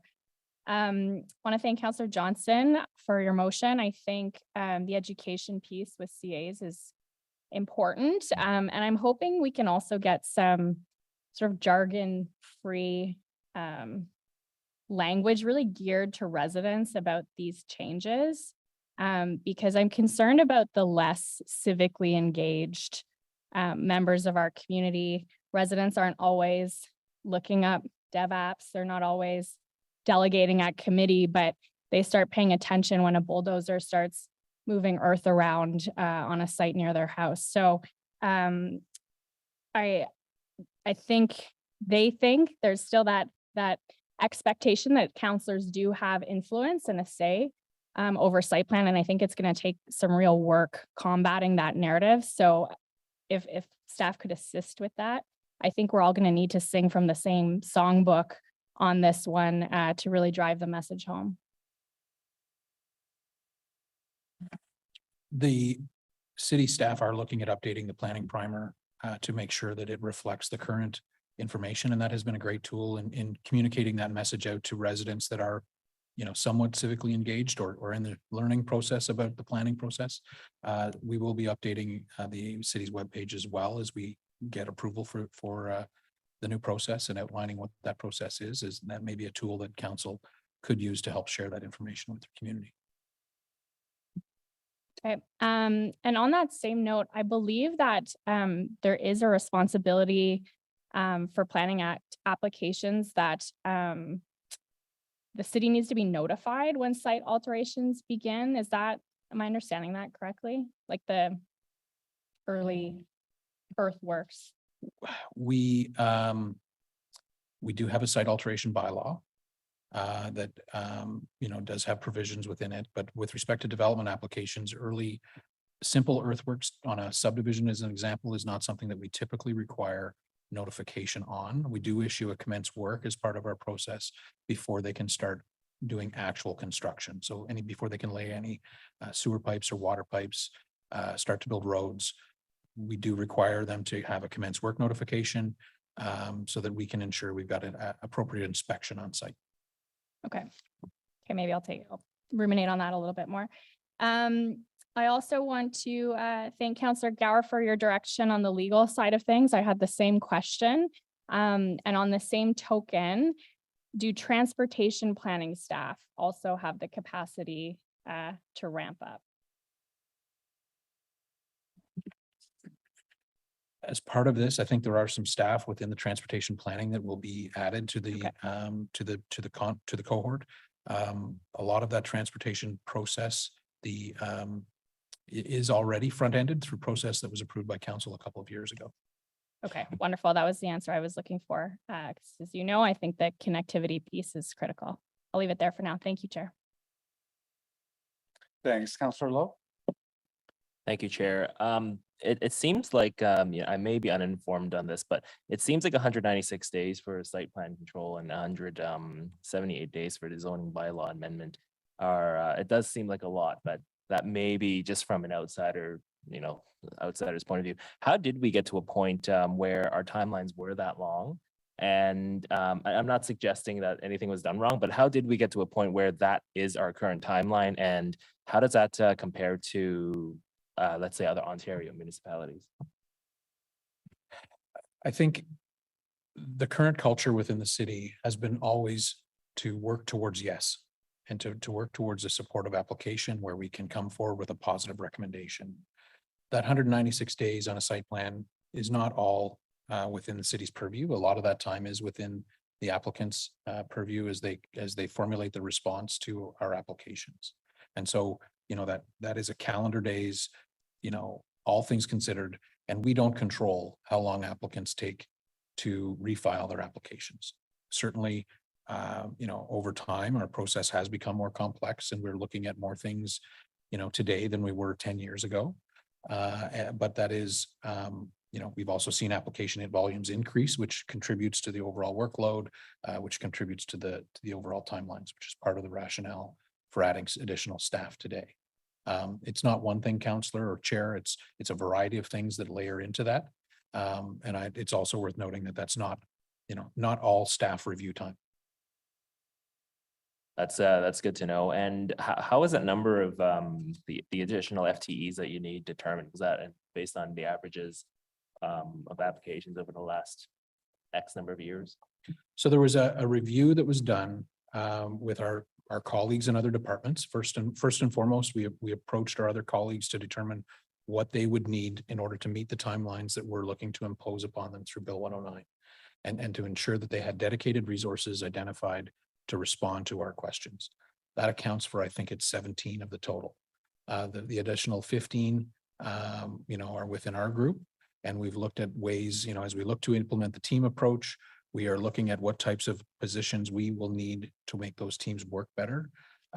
It's not just about the number of applications. It's, there is an argument that we're not increasing the volume of applications, so we're not increasing the volume of work.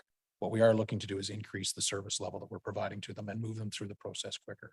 And so that is, we went through a fairly high level analysis to determine what each team was going to need to work as a full complement, and built it around that. Thank you. Last question.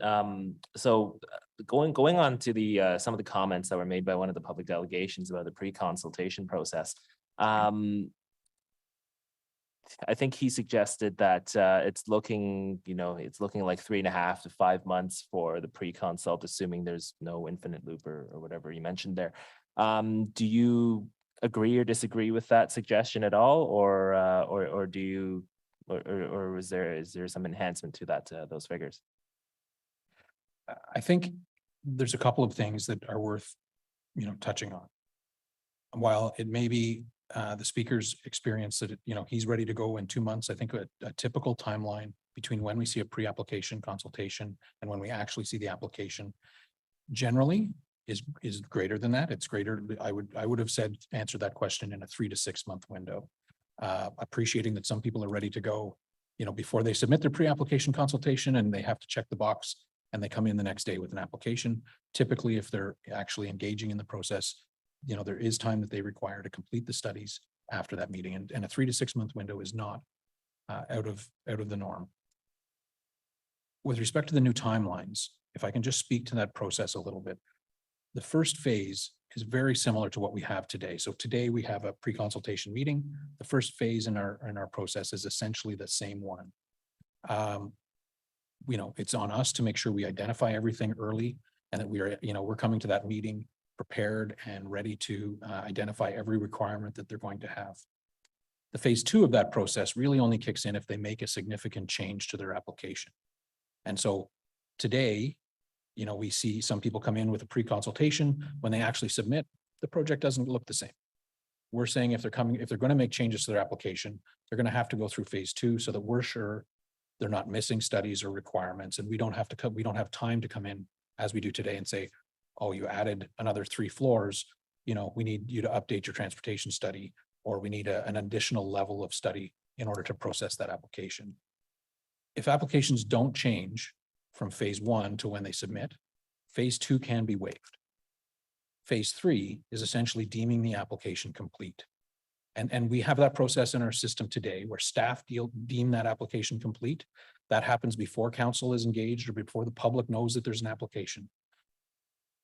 Essentially, the step is similar to what we are today. What we're changing, though, is that staff's review in that phase will be more comprehensive. We'll be looking at those reports to ensure that they're consistent with one another, that they meet the requirements that were identified in the pre-application consultation, and that they meet the terms of reference of the studies. And so it is a more comprehensive review than we currently do to deem an application complete, but it is, we have a step in our process today to deem applications complete before the public gets notified and before council is made aware of a file. And so that process, I think if I'm surmising, and I hope I'm not communicating what I think the speaker's concern was, is that he's going to submit an application and we're going to say it's not adequate, and we're going to end up in a loop. And I appreciate the source of his cynicism. It will be on staff and on management to ensure that we're not digging too far into the applications to the direction that, or the motion that's coming. I think staff are supportive of a form of dispute resolution if we get into that.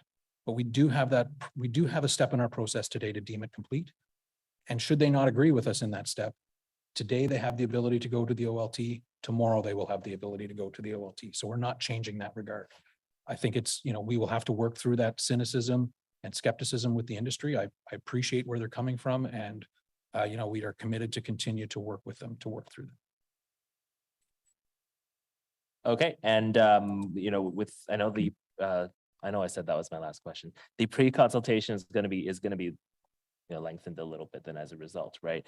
But with the change in timelines after the completion, like, will that kind of offset it? So in terms of the overall timeline, like, will applicants see any major changes at all? So the process we are building around within our procedures is to have a 21-day turnaround from the time they submit their studies to determine if it's adequate or not. If it is adequate, I think they will yield significant savings in timeline, because from that point forward, they will have either the 60 or 90 days. If we do have to go through a resubmission and it's not adequate, as we have to do that, the time savings reduces. Okay, thanks very much. Thank you very much, Councillor Lowe. Councillor Kavanagh. Thank you, Chair. And thank you to my colleagues for their motions. I think they're all very positive. I just came back from FCM as well, and I did get a chance to talk to a planner in Toronto. So we did a walking tour of some neighborhoods about missing middle. I know they're concerned as well. What are we learning from other municipalities on this process? Through the chair, and thank you for the question. At the very beginning of this process and the province dropping this legislation, we actually triggered a municipal roundtable session with all of the other major urban municipalities across Ontario, where we got to collaborate with them and understand a path forward and interpret the legislation. Most of the legislation in Bill 109 is interpretive, and there are different approaches that could be tackled in order to put in place business procedures to address the new timelines. All in all, most of the urban municipalities, and I think Murray and others have already spoken to this, are moving in the same direction of putting a lot more emphasis on pre-consultation in order to ensure that we get good applications in at the beginning. That will set Ontario municipalities up to be able to process applications in the timeline that is allotted by the province. In addition to that, most of the other Ontario municipalities are also significantly increasing their pre-consultation fees. Some of them are upwards of $15,000 for pre-consultation. We are not doing that here before you today. It's a bit of a different topic, but we are continuing with the same pre-consultation fee that we have currently, which I think is in the range of $670 some odd dollars.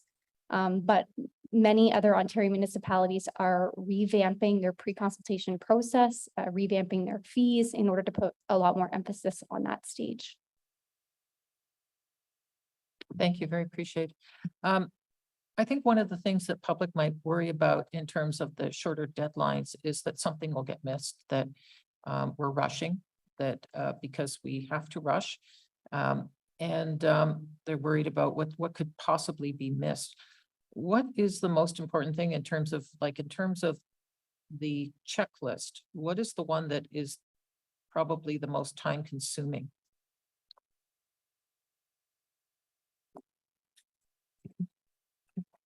In our current process, issue resolution is something that takes a lot of our time in working through issues. I think where the biggest difference today is staff are going to be faced with a decision of either supporting an application or not supporting an application. And with respect to zoning, we have, there's 4 options available to us.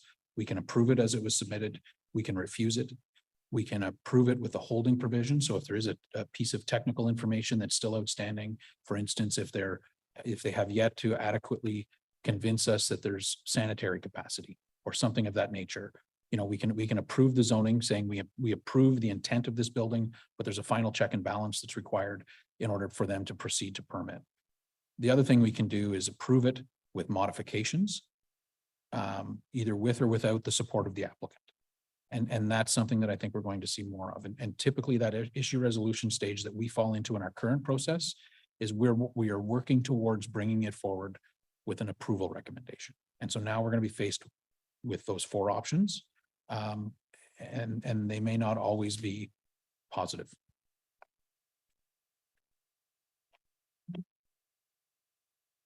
I know that the public often, is concerned about that. You get very common questions about, you're building something new and it's going to overtax our water supply or whatever. And when we have the pre-consultation, these questions always come up, and I'm confident that they're being dealt with.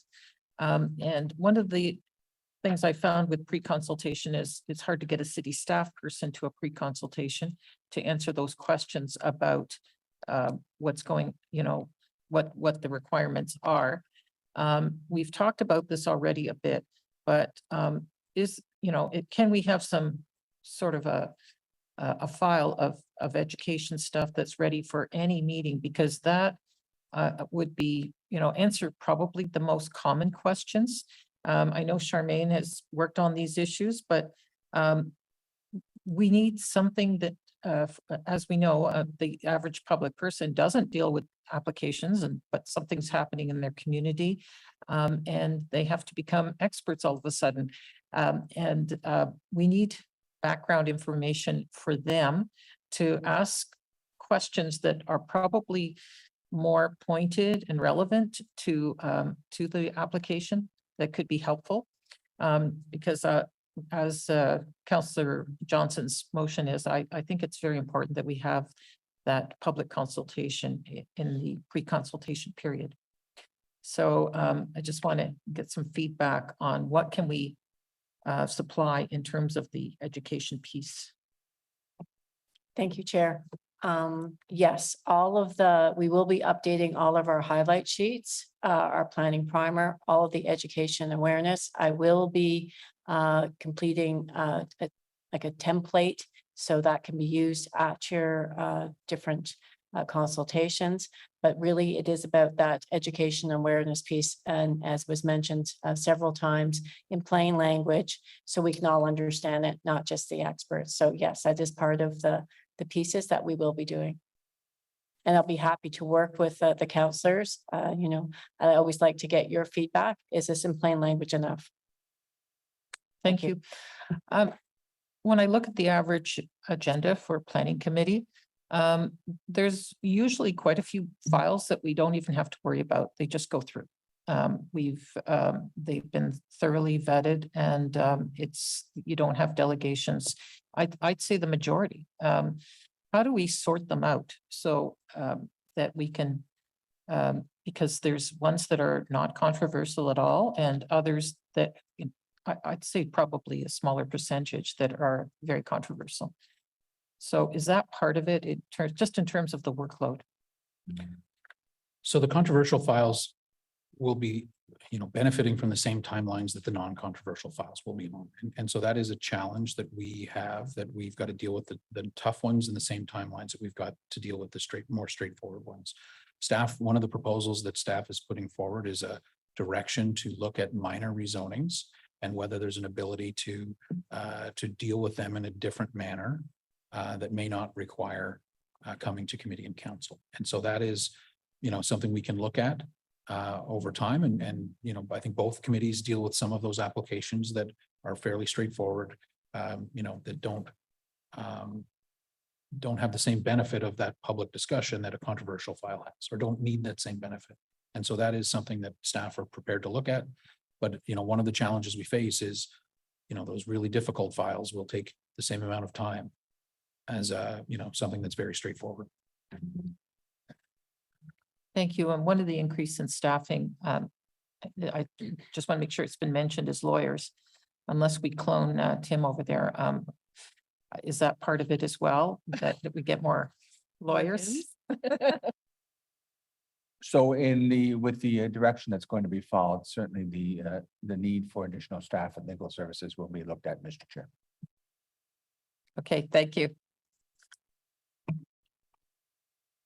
Thank you very much, Councillor Kavanaugh. Vice Chair Gower. Thanks, Chair. I'll start with the direction. This is the feasibility of planning services reserve. There's two main benefits to this. One, it would provide some financial stability because we know applications do go up and down each year, but it also addressed the concern from the industry, which is that any fees paid to planning services for applications, for meetings, remain within Planning Services Department. So the direction is that staff be directed to explore the feasibility of a planning services reserve and report back to council as part of the disposition of 2023 tax and rate supported operating surplus deficit. So would staff accept that as direction? Through the chair, we have spoken with finance. I don't believe there's anyone here with finance, but finance has confirmed along with ourselves that we support that and we'll take that direction. Okay, thank you. So a few questions. I'm convinced that the planning department has a very clear understanding of how imperative it is to meet these deadlines. There are other groups within the city that are not under planning services. Can you clarify for the internal circulation, you're proposing a shorter time. If staff from another department don't respond within that time frame, do you just assume that do you just move forward, or do you have to wait until certain groups of the city respond? Chair, we have included in this report resources for those other groups that feed into our process to ensure that they have the resources to respond on time. You know, I think it would be aloof of me to say we will just move on, but it's going to be on the applicants to ensure we have on our file leads and the teams that are carrying those files to make sure that we have those comments, or if there is no comment, that we get them to acknowledge there's no comment. And so, you know, if we're trying to determine, for instance, if there's adequate sewer capacity in an area, we need to know that. And so that is something that we will need to chase those people if we have to in those other departments. But you know, part of this process is really to make sure that they've got the tools they need to fit into our process and timelines. Okay, and I don't mean to suggest that other departments wouldn't be as concerned or work with urgency, but the financial penalty is on planning services, right? It's not on any other department. So obviously there's a direct accountability there. So I think something we should watch, and please make council aware if there's ongoing issues. I guess the other would be external agencies, for example, provincial agencies like the MTO. How would delays from external agencies affect our timelines and any of the provincial requirements? I'll allow Emily to build on this, but you know, we are tightening up our timelines for those consultations. I think the provincial agencies are well aware of the drivers for that and answer to you know, political masters that have signed on to this process and timelines according to that. You know, we will have to continue to work with our colleagues in those agencies and other, you know, levels of government. But I think, you know, our requirements are clear. And if it's something that is simple, you know, we will be moving on. If it's something that's critical or, you know, that is of a very significant impact to human health or the environment, you know, in those cases, we'll have to escalate within those agencies in order to ensure we get an answer. But if it's, you know, if it's simply a non-response from one of our circulation parties that is likely to have little impact, we will be moving on in those cases. Yeah, and Emily can build on that. If I may also just build on that through the chair. In instances where there are critical comments that do come in late, the two tools under the Planning Act that we can use in a zoning bylaw sense are to place a hold on the zoning, where we can condition whatever is outstanding to be resolved at a later time. Similarly, with site plan controls, we can also condition whatever is outstanding at the end. So if comments do come in through critical agencies at a later time, we do have tools in order to recognize and deal with those at a later time. Okay, that's good to hear. On the dispute resolution, just quickly, are there any similar ombudsman or referee type of roles for other municipal departments, whether it's planning or otherwise, that you can think of that might be a model that would work here? Not that I can think of on the spot, Mr. Chair, regrettably. I wish I had some that I could pull out of a hat, but it's something that we're prepared to look at and look for examples in our own organization, but in other organizations as well, to come up with something that is, you know, balanced and straightforward. Okay. I had a question about the process of canceling or rescheduling planning committee meetings or council meetings. And there was a line in the proposed amendments to the procedure bylaw that said the meeting, well, when the canceling or rescheduling would result in the city incurring a cost as a result of expiry of the statutory timeline, the meeting may only be canceled or rescheduled with written approval of the whole of council. What does that actually mean? How would that work from a practical point of view? Mr. Chair, we would anticipate that that could occur in one of two ways. One would be via a resolution adopted at a council meeting. The other would be via a written petition or circulation similar to the convening of a special meeting. We do anticipate we would know in advance whether there are applications for a given meeting, and so it would only be under extraordinary circumstances where that process would have to be undertaken. Mr. Chair, I'll add, we have left in the procedure bylaw the opportunity for, under emergency circumstances, for a meeting to be canceled should they occur. Okay, thank you for clarifying. I think my last question was just overall on the methodology that staff use to identify and recommend these changes of process. Is it correct this was an internal exercise, an internal team that was focused on this?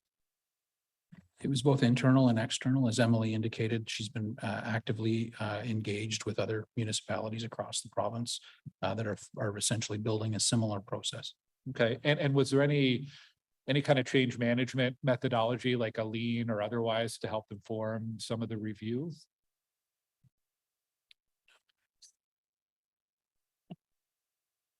Yes, there was. Okay, good, thank you. As I said earlier, like I think a lot of this is new process, so there's a lot of change, and I think maybe a year from now isn't reasonable that we could have a good sense of what is working or what isn't, but I imagine this will be many iterations of improvement over the next few years. And I'll end by saying thank you to staff. It's a big project, a big exercise to review and change these processes, and you've done it while the requirements from the province continue to change. So you've done change management while the rules keep changing, and would not surprise me if a few weeks or a couple months from now, there's even more that gets thrown at us. So thank you for putting this in front of us today. Thank you, Chair.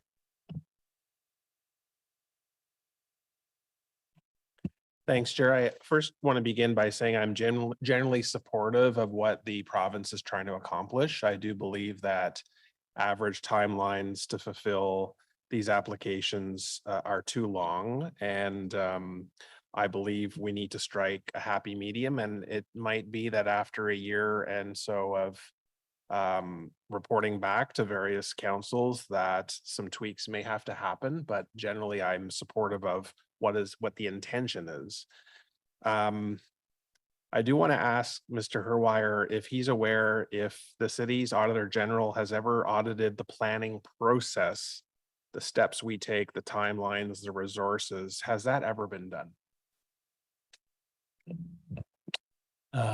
Looking around the table, Councillor, not to my knowledge, no, that hasn't been the subject of a review. Fair enough. Okay, thank you.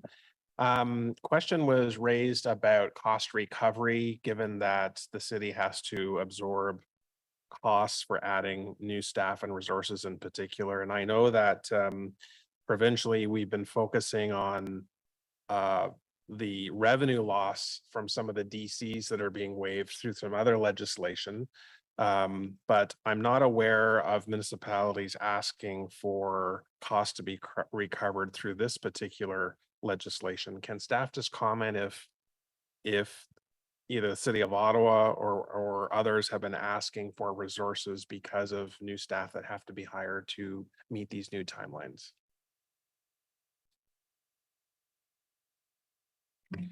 Chair, not through Bill 109 specifically, but in previous housing bills, there was, and through provincial announcements, there has been fundings to support streamlining of process. Okay. And so we have taken advantage of that with, hiring some staff that has supported some staff and co-op students in order to work through some backlog.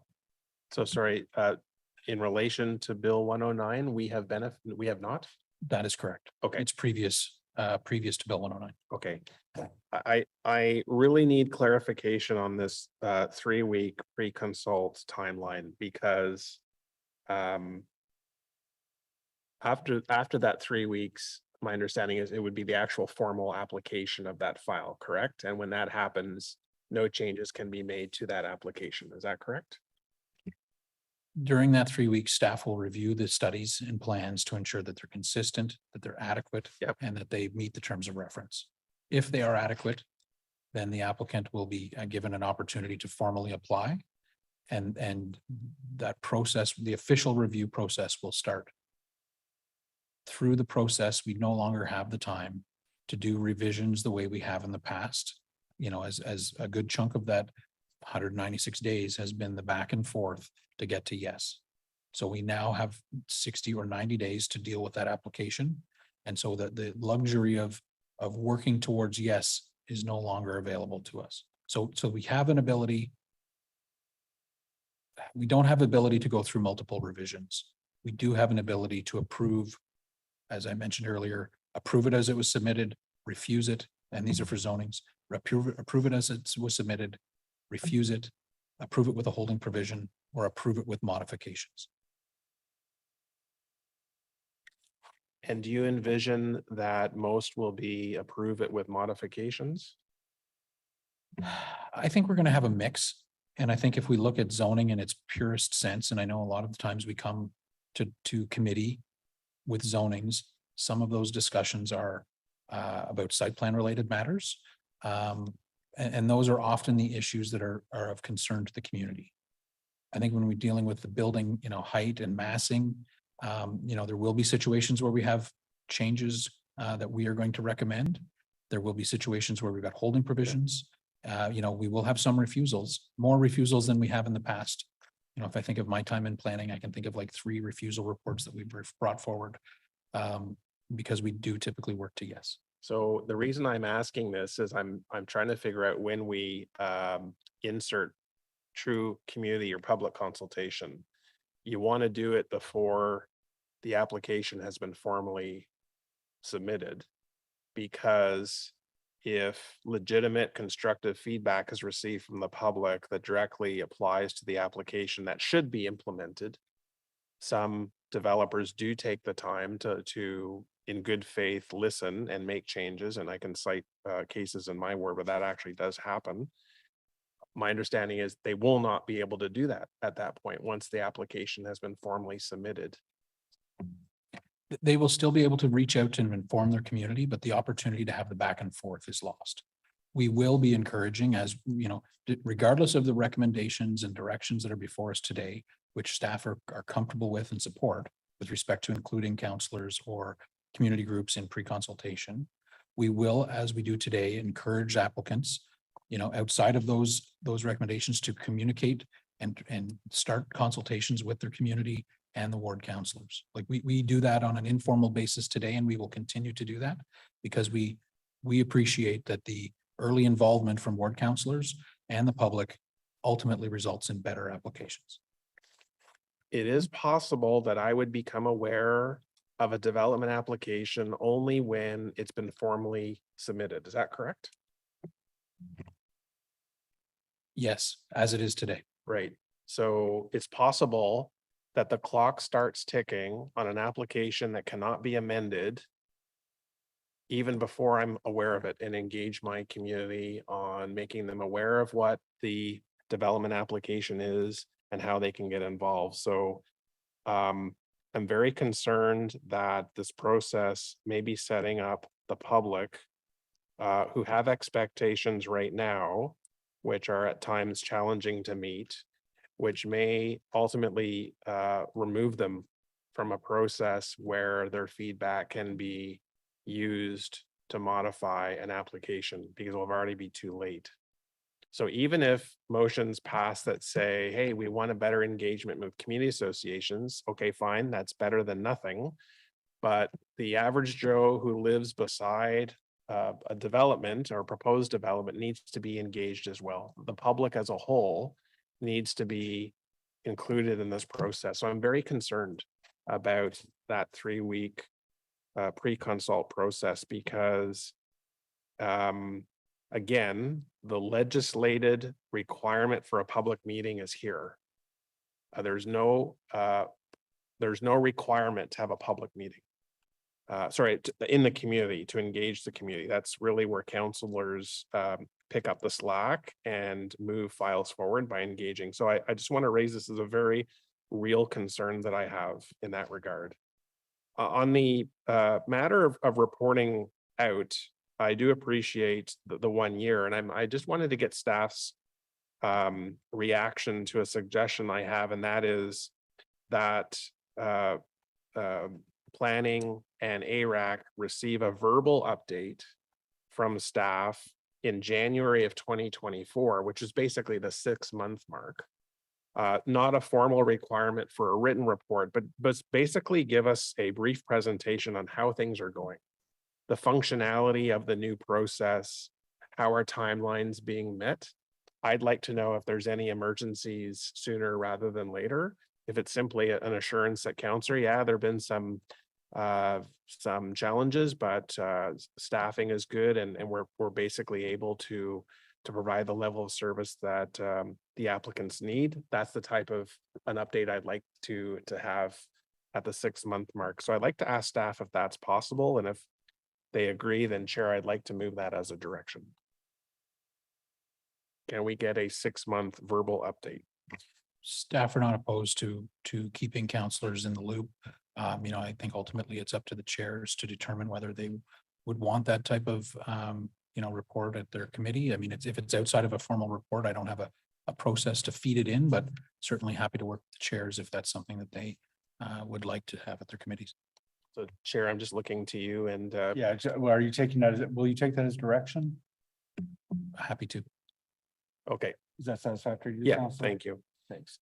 Finally, if on the day after the time period to have an application heard passes, is a refund automatic, or does the applicant need to apply for a refund?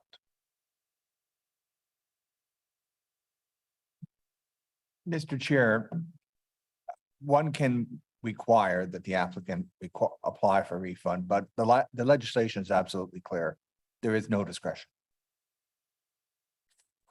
So we will monitor the timelines of every application, and for every application that is past that timeline, we'll have to obviously monitor whether it's, I'm just making these numbers up, the first 25 days is a certain refund, and then there's a tiered approach, but staff will have to monitor every single application, whether it met the timelines or not. And the answer to the question is refunds will be automatic. Mr. Chair, as I said, one can require that the refund request be made as part of the process, but that request having been made, there is zero discretion on the part of the municipality. And the example that I've given several times to bring home the difference is members of committee may be aware that for heritage applications, there is also a 90-day time period.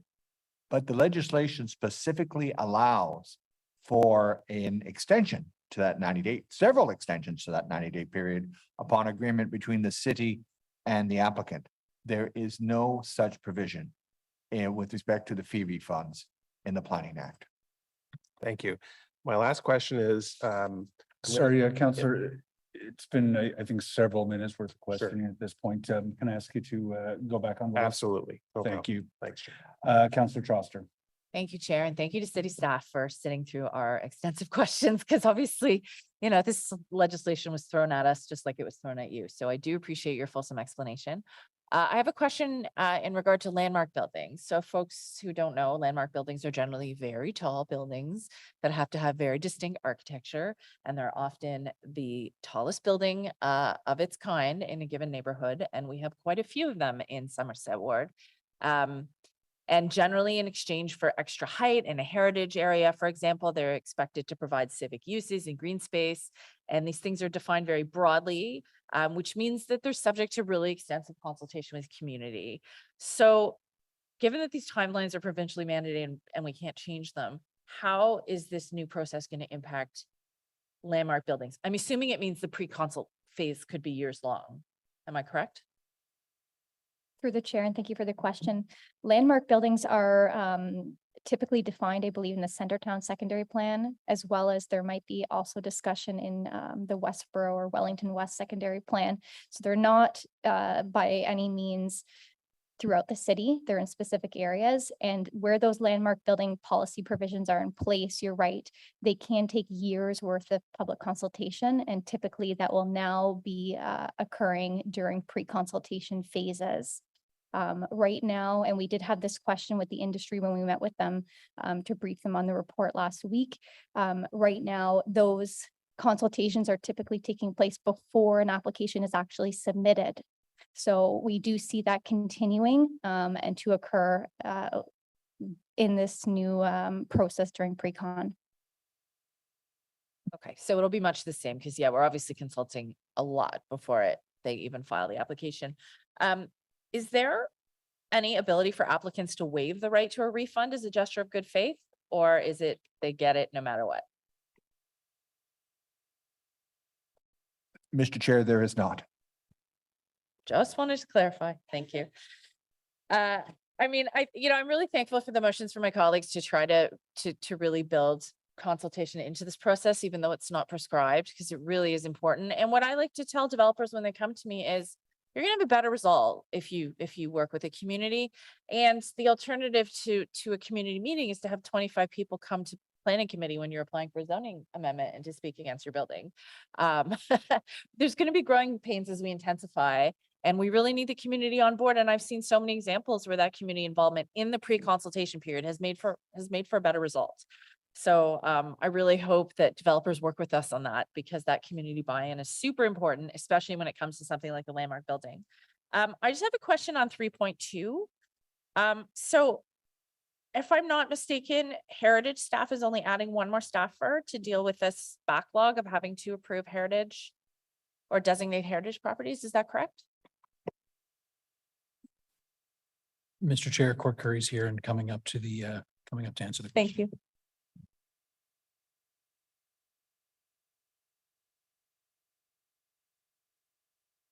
Thanks for the question, Councillor. We're adding 4 more staff through this initiative. Yeah. Okay. And given that there's currently a 2-year backlog, do you feel this is sufficient to fill the backlog before we risk properties being removed from the registry? Yes, Councillor, through the chair, we are bringing forward a Bill 23 compliance report to the next Built Heritage Committee in June, which will detail our branch's work plan, and we have proposed resourcing to match that work plan. Okay, that's great.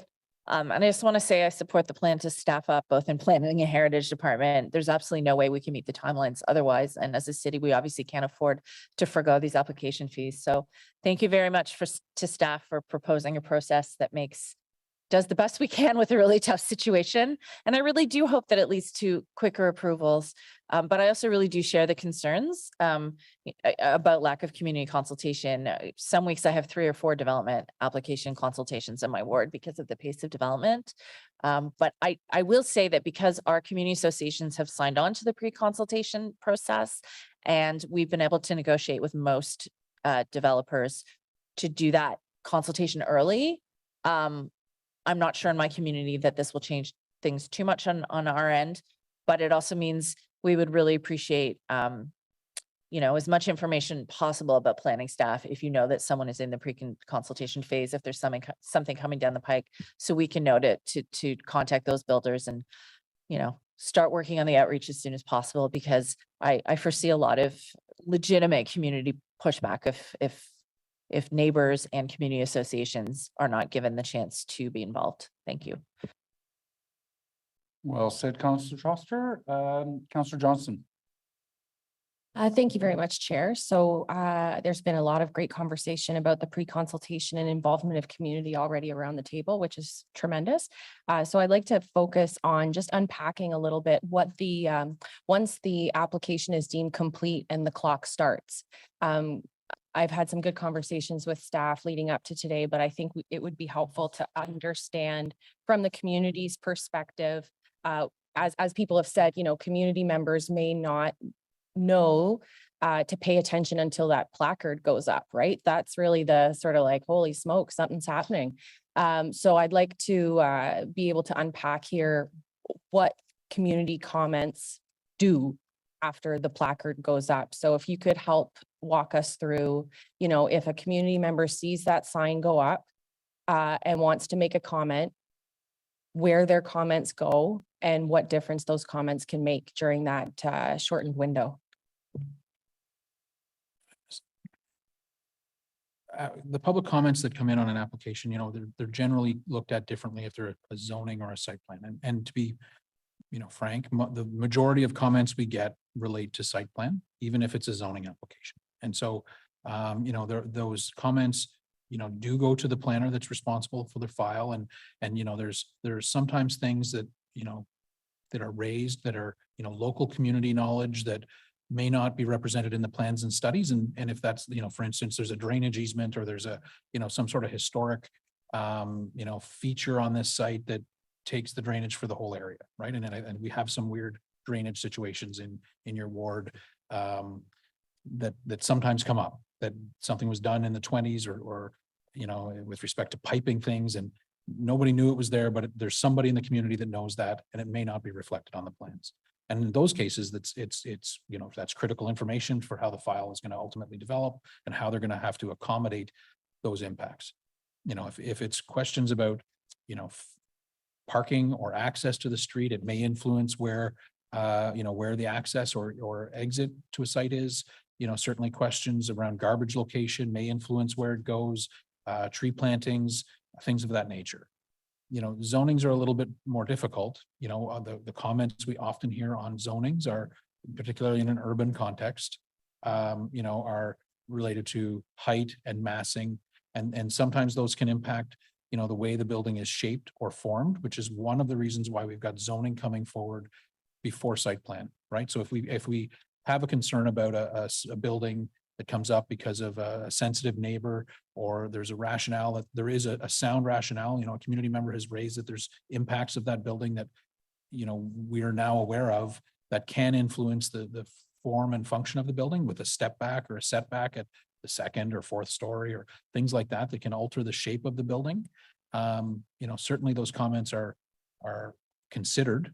Staff don't always agree with the comments or come to the same conclusion that the resident may have, but their comments, often do result in a better development or a development that's more sensitive to the surroundings. Okay, thank you. So comments that are received once the clock has started ticking there's still a process to receive them, and they can still impact the decision on the file. If there is a decision from the planning staff that, like, I appreciate they're saying now we're not going to work towards yes in the same way, but from what I understand from the report, you have changed the mechanism for an applicant to withdraw and to start a new application in the case of perhaps a no decision, right? So in my mind, there is still an opportunity for comments from the public to inform whether planning staff will accept or reject an application. That information would be helpful to an applicant to know. Like, I assume an applicant would not like to go to committee with a report that says no. Then the onus is on that applicant then to make a decision. Are you going to roll the dice here at committee with a report that doesn't recommend pursuing the development, or are you going to withdraw and create a new application? Is this not also a mechanism whereby community members can be assuaged that there is some existing consistent mechanism for those comments to have an impact? I appreciate your discretion though in saying that you get a lot of comments that aren't actually relevant to the question in front of them.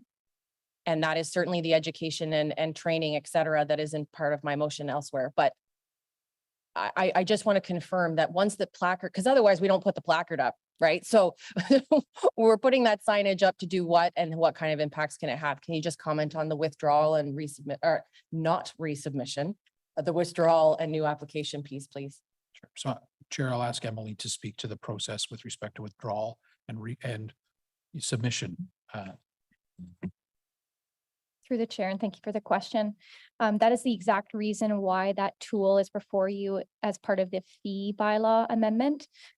Just so that during the comment period for both site plan controls and zoning bylaw amendments, if the department is in a position for refusal of a zoning bylaw amendment, for example, or unfavorable conditions for a site plan control, as an example, the applicant does have a tool to withdraw their application and submit a new file for a reduced fee. We have mirrored the fee from what exists today for a resubmission.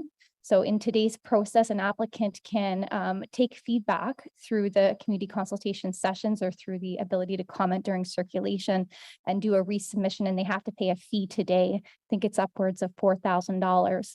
So we're mirroring that same process that exists today, but through a withdrawal process and then submitting a new file so that they can adjust their application based on the comments received from communities, from councillors, and from stakeholders. Thank you for that. So I do think that's an important dimension to what's being put forward in front of us, that there is still a mechanism whereby those participants that engage when that placard goes up have an opportunity to offer meaningful feedback. I think that we can see that there's an expectation of a tune-up, not just for city staff here, but also for the public and also for the councillors, right? So we all are also going to have to be paying a much more closer attention. We're going to have to be able to deploy, a community consultation in a much shorter amount of time. Those templates, I'm sure, Charmaine, is what you're trying to address by that. So in the sense of what, Councillor Brockington put forward to say that we could be in a lose-lose-lose, which I'm sure is very soundbiteable and lovely. I would also hope that we're going to aim towards a win-win-win, whereby we create the appropriate investments in public participation, in city staff, but then also within our own teams, our own hiring, and our own engagement processes within the councillor's office to get this right, because the stakes are high. As Councillor Brockington says, but again, with the intention of Bill 109, I think that they are trying to get more homes built faster. And we all have a role here. So thank you very much, Chair. Thank you very much, Councillor Johnson. We're making Elisa's job easy this afternoon. Councillor Luloff. Thanks. It seems to me that the Bill 109 was supposed to present an opportunity for us to make decisions quicker without a markedly increased cost, which will in turn allow for faster building, more housing stock, and lower housing prices due to the increased supply, shorter timelines, and less time consuming and costly red tape during the process. So the province is attempting to make approval easier by removing what they've deemed to be superfluous process. But it seems that, through some of this, we're doing the opposite, probably in equal measure in what seems to be a cheeky attempt to maintain the status quo as much as possible. It looks like we're adding more front-end review and more staff and more costs in the front end. And I can imagine that the municipal affairs and housing minister will be upset with a 17.5% increase in fees. Are you concerned that this fee increase is going to raise the building cost of building new homes in Ottawa? Mr. Chair, while I appreciate it may be counterintuitive, I think that the potential to reduce the timelines will actually increase affordability. And the rationale for that is that, we are conscious that time is money and that delays in our process result in delays in them bringing product to market. And if I use a quick, back of the napkin example, and I appreciate the industry may want to poke holes at this, but, the carrying cost on a $10 million project, which is by no means a large project, is about $1,500 a day. And so if we can shave off through this process a week, the additional application fees that we're resulting in through our fee increase will be more than offset. And so as those projects get larger, the benefits of moving them through the process faster becomes significantly greater. Thank you for that. With the proposed changes, are we not shifting the inefficiencies of the process to the front end? Through the chair, and thank you for the question. I think it's important to recognize that the Planning Act has a tool in it to allow municipalities to create a pre-consultation process. So the fact that the city of Ottawa has one is only because the province has afforded us the ability to have one.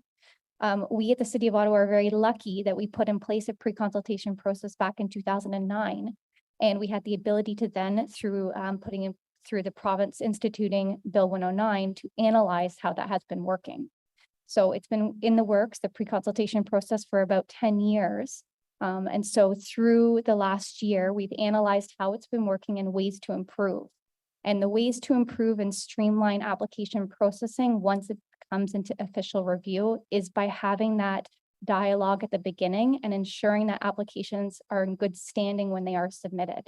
So by putting in place that phased pre-consultation process does add a little bit more time at the beginning, but provided applicants work with the city, I do truly believe that it will allow for a faster application processing through official review.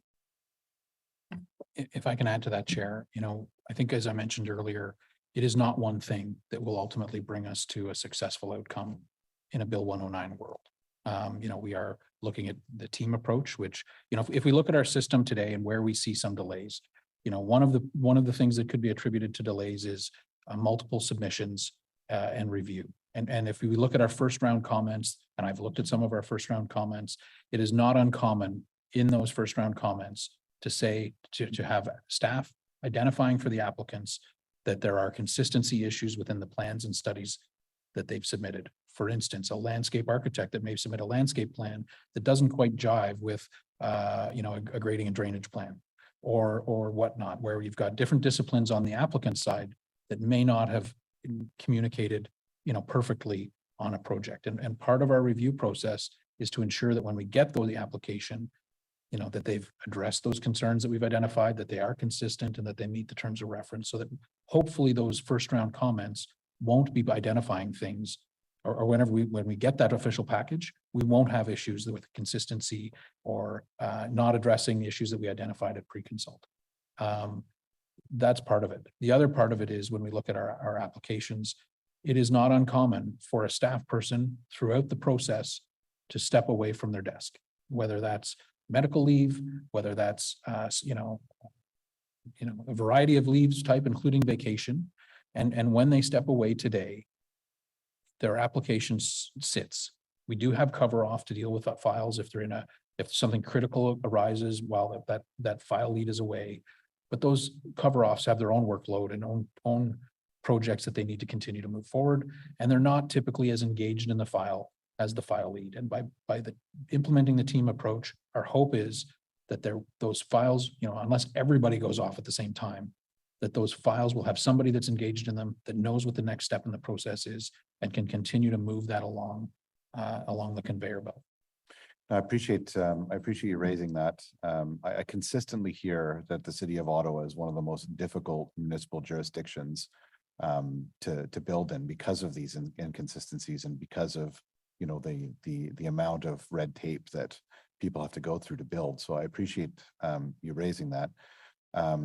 We hear also about the inconsistencies in approaches from different planners, which I suppose makes sense. I mean, given that these are human beings with bias and habit and whatnot, and I'm glad to hear that there'll be better cover off. I've had files sit for 4 months without the applicant even knowing why it's not moving because a planner decided to take a vacation and didn't tell anybody about it. So this is good, but are you concerned that having more hands on a single file will slow things down? Today, when we transfer a file from one person to another, for instance, if somebody goes on sick leave and somebody else has to step in and take over ownership and carriage of that file, there is nothing worse for a timeline than that happen, right? A fresh set of eyes, in my opinion, is very different than having more hands on deck. And I, my experience has been, if we can avoid bringing in somebody new midway through a process to regurgitate concerns or issues that have already been addressed or identified early on in the process, that's something we need to try to avoid. Having people engaged in the file with identified tasks and responsibilities, including a senior staff person who has the experience and understanding of our policies to be able to make decisions, in my opinion, I think will work. I hope it will work. And I guess that, you know, ultimately the proof will be in the pudding when we come back to council to report on time. Thank you for that. You know, looking at that list of studies, it's a pretty daunting list, and I understand that not every application is going to require that entire list of 40-something studies. But I may suggest that it may make sense to reconsider whether or not we require the urban design review panel for zoning, for instance, energy modeling and community energy plans until the HPDS is in place, because right now it's not. The streetscape character analysis, if we're actually serious about our official plan, and the urban design brief. Do you want to comment on that? The studies that are related to the HPDS are on the list, and they've been on the list. You know, we aren't currently requiring them at this point in time, and that will become an implementation as HPDS returns back to committee and council for approval. You know, one of the things that I think is part of that discussion, and, you know, David Wise is at the table and may want to elaborate on that, is the ability to ensure that those studies are required at the right stage in the process, so that we're, you know, whether they may be implemented as a condition of site plan, or whether it's something that comes in early on in a zoning. That's a discussion that I think will flesh out through the HPDS discussion. The list is long. No application will have all of them. It's just not, you know, a typical application, and I encourage, you know, any one of you or any member of the public or council to look at the DevApps page and look at files that you're familiar with in your ward and the studies that have been asked for as part of that application. And those are the ones we're asking for. And that is, you know, if there are studies on there that members of council feel are superfluous and, you know, not needed in a particular situation, I'm more than happy to have a discussion about that. But ultimately what drives those triggers or the requirements for those studies, you know, our official plan policies, depending on where a site is and whether it's, you know, for instance, is it near a provincially significant wetland, or is it in a rural area where we've got groundwater concerns that we may not have the same concerns if we were in a downtown. So, you know, the length of the list of the studies is not the driver of the amount of work associated to a file. It's what the official plan policies are, you know, where the site is located, and what the issues and concerns that need to be addressed are. I don't know if you want to add to that, but that's ultimately what drives those studies, whether they're required. We are looking to, you know, I think the speaker earlier spoke to, you know, it would be nice to have clarity as to what types of files will identify those. That is something staff is working on, is to provide sort of a matrix as to what triggers which files and what types of applications should expect to see some of those study requests, so that there's certainty and awareness before we even start the pre-consultation process for applicants. I think that is a good suggestion, and we agree with that and are already working on it. I don't know if that answers your question. It does. I think that one thing that has also been quite frustrating is you'll have a study that's required of one applicant when a very similar study that covers a larger area around a site plan, right? That has been required in the past, like within the last 5 years, by another builder adjacent to that property. And then this builder has to do the exact same study and come up with the exact same results, which is adding cost. Is there any way or any provision that we can have that if a study has been done in a neighborhood that, you know, that affects the exact same property or the exact same area, that not be required over and over and over again in the same area? And not to diminish the fact that, like, you know, safety is incredibly important, but things like seismic study is going to be the same, you know, if you're within, for the most part, you know, as long as the conditions are the same in the same area. Obviously if there's changes, you know, in that area, or differences in soil stability or differences in soil, of course you would require that. But if it's sitting on the same area, like sitting on the same bedrock or sitting on the same soil conditions, why would we require that study to be done over and over and over again? Through the chair, and thank you for the question. The terms of references for each study, or sometimes their guidelines, is where the triggers are outlined for when a study is required and why. Those terms of references or guidelines have discretion built within them. So if there are instances where a study was recently submitted and the parameters are the same, there could be a discussion between the applicant and the planning department in order to determine if that study should be waived in those unique circumstances. So that is built into those terms of references and guidelines. So that is happening now, correct? Those discussions can continue to happen, yes, during pre-consultation. Okay, great. And do we keep track Sorry, of this? Councillor Love, can I ask you to go back on the list, and your colleague, Councillor Kitts, has been waiting for a while. Sure, unless you don't mind if I finish, is that okay? No, okay, go ahead. Thank you, Chair. I appreciate it. Okay, good. I'm glad to hear that that's happening now. Is there some sort of repository of these studies where it's, where you can see on a map, what's been done already, so that somebody can go in and say like, okay, well, maybe I won't have to do this, or? Through the chair, DevApps is where all of the studies are listed. So yes, you can see by ward, for example, what applications are within that ward, and then you can click on each one of those and see the studies that come up that were submitted in support of that application. But not an aggregate, right? You'd have to go through each and every single one. Correct. Okay, great. Do external agencies need to comment within a period of time now? So like Enbridge, Hydro, and Fire Safety, has that been worked into this? Are they going to have to be under the same sort of timeline restrictions as everyone else? That is correct. Okay, great. And that consultation work has been done, and they're going to be able to meet those timelines? Through the chair, yes, we have consulted with the external stakeholders and technical agencies to ensure that they're aware of these new provincially mandated timelines and the real big crunch that's going to be municipalities to process those applications. Okay, I promise I only have 2 more questions, Mr. Chair. Can we ensure that Bill 109 is not using up staff required to complete the comprehensive rezoning exercise?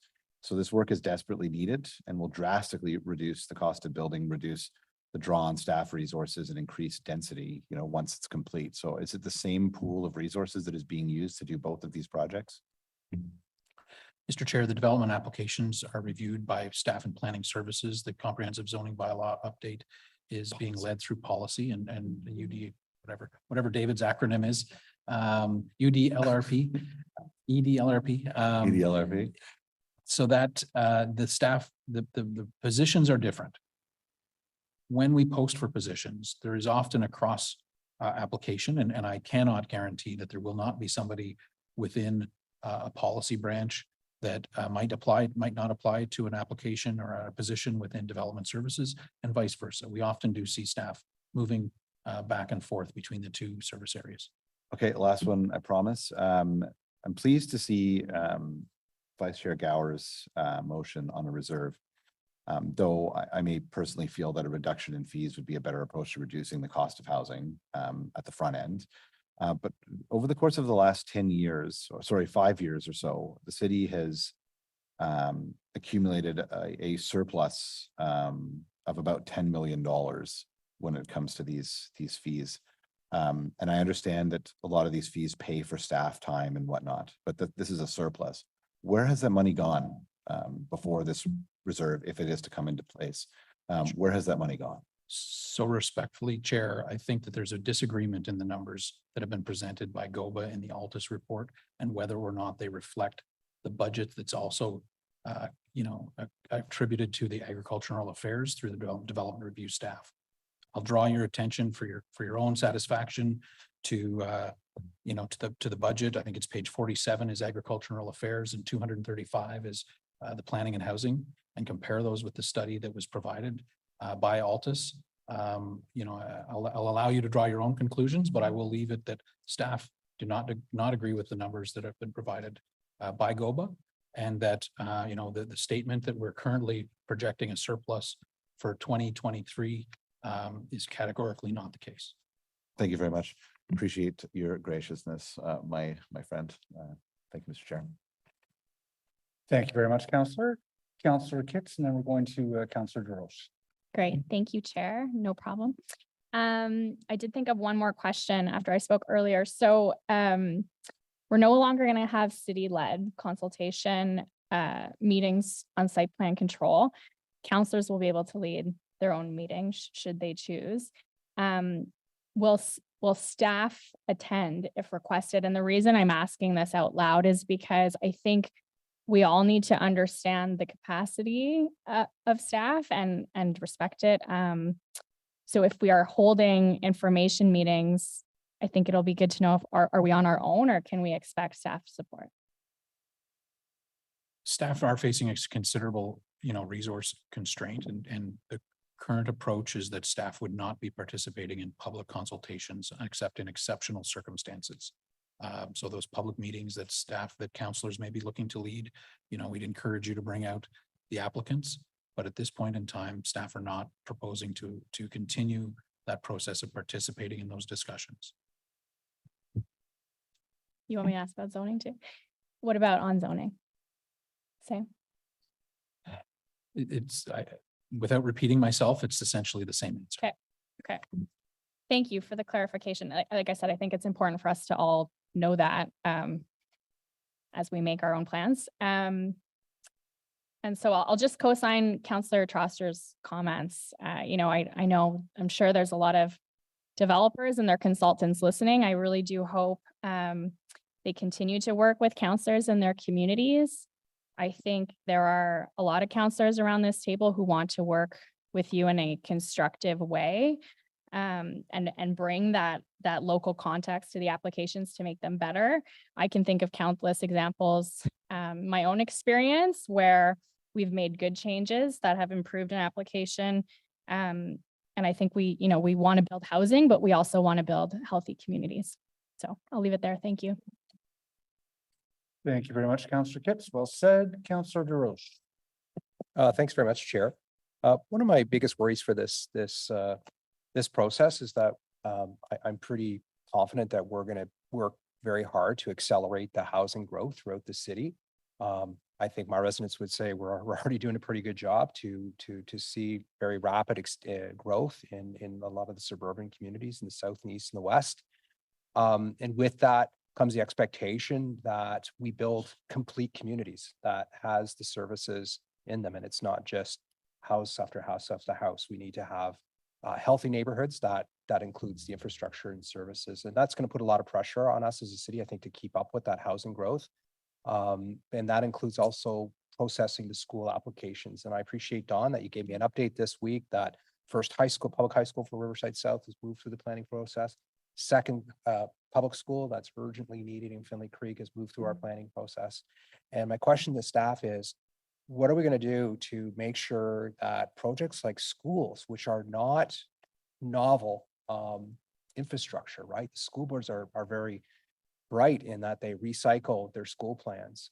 These are not new development, the new projects that are coming to the table. So what are we going to do to ensure that the schools are going to get the proper attention they need, and we're going to turn around as quickly as possible and not have multiple circulations for a project again that I think we've seen time after time, and we should be able to get it right as long as again the servicing is there and kind of the showstoppers are addressed. Some of the other items, while worthy of discussion, certainly shouldn't get in the way of opening the doors for schools to serve the growing communities. Thanks.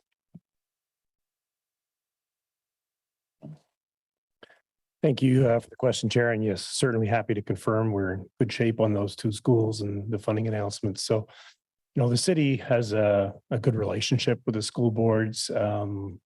We communicate well. There is some level of duplication, that can be applied. Of course, every site is somewhat different. In terms of the timelines, they're subject to their own funding, provincial funding regime. So we're very sensitive to that and certainly prioritize those applications when they do come in, given those funding constraints, and quite often a lag time in the community to get those needed schools. So we're very aware of that and respond in terms of our priority approach. That's what I want to hear, and I appreciate that the conversation with the provinces in terms of how they fund them and move them. But once it's in our court, the ball's in our court, that's when I'm glad to hear we're going to make it a priority. And it's, again, these are not novel projects that, especially in a greenfield area, again, where the services are there. I'm hopeful that we'll turn it around quickly. Thank you. That's all, Chair.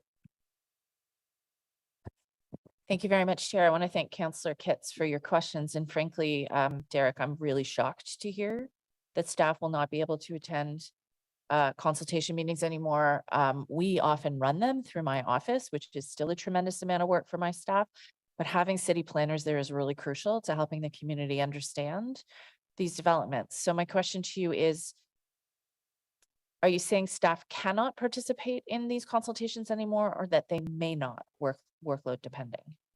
I think it will be the exception rather than the rule, right? And I think the presentation highlighted that the public meeting, the requirement for a public meeting is planning and housing committee or agriculture and rural affairs.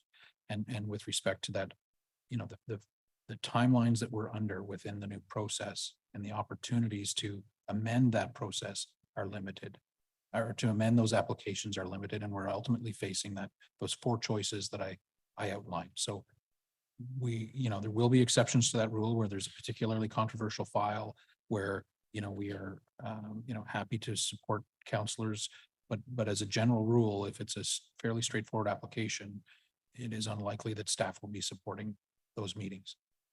Okay. Would staff be able to support those meetings if they are outside of the application period, if they're in an earlier pre-consultation phase? The resourcing that we have outlined today, and maybe it's a discussion that, we may be able to give you a different answer as we get ourselves into this. And if we are successful in meeting these timelines and looking to, achieve the process as it is, that we can then maybe start to reintroduce it as we come back to report.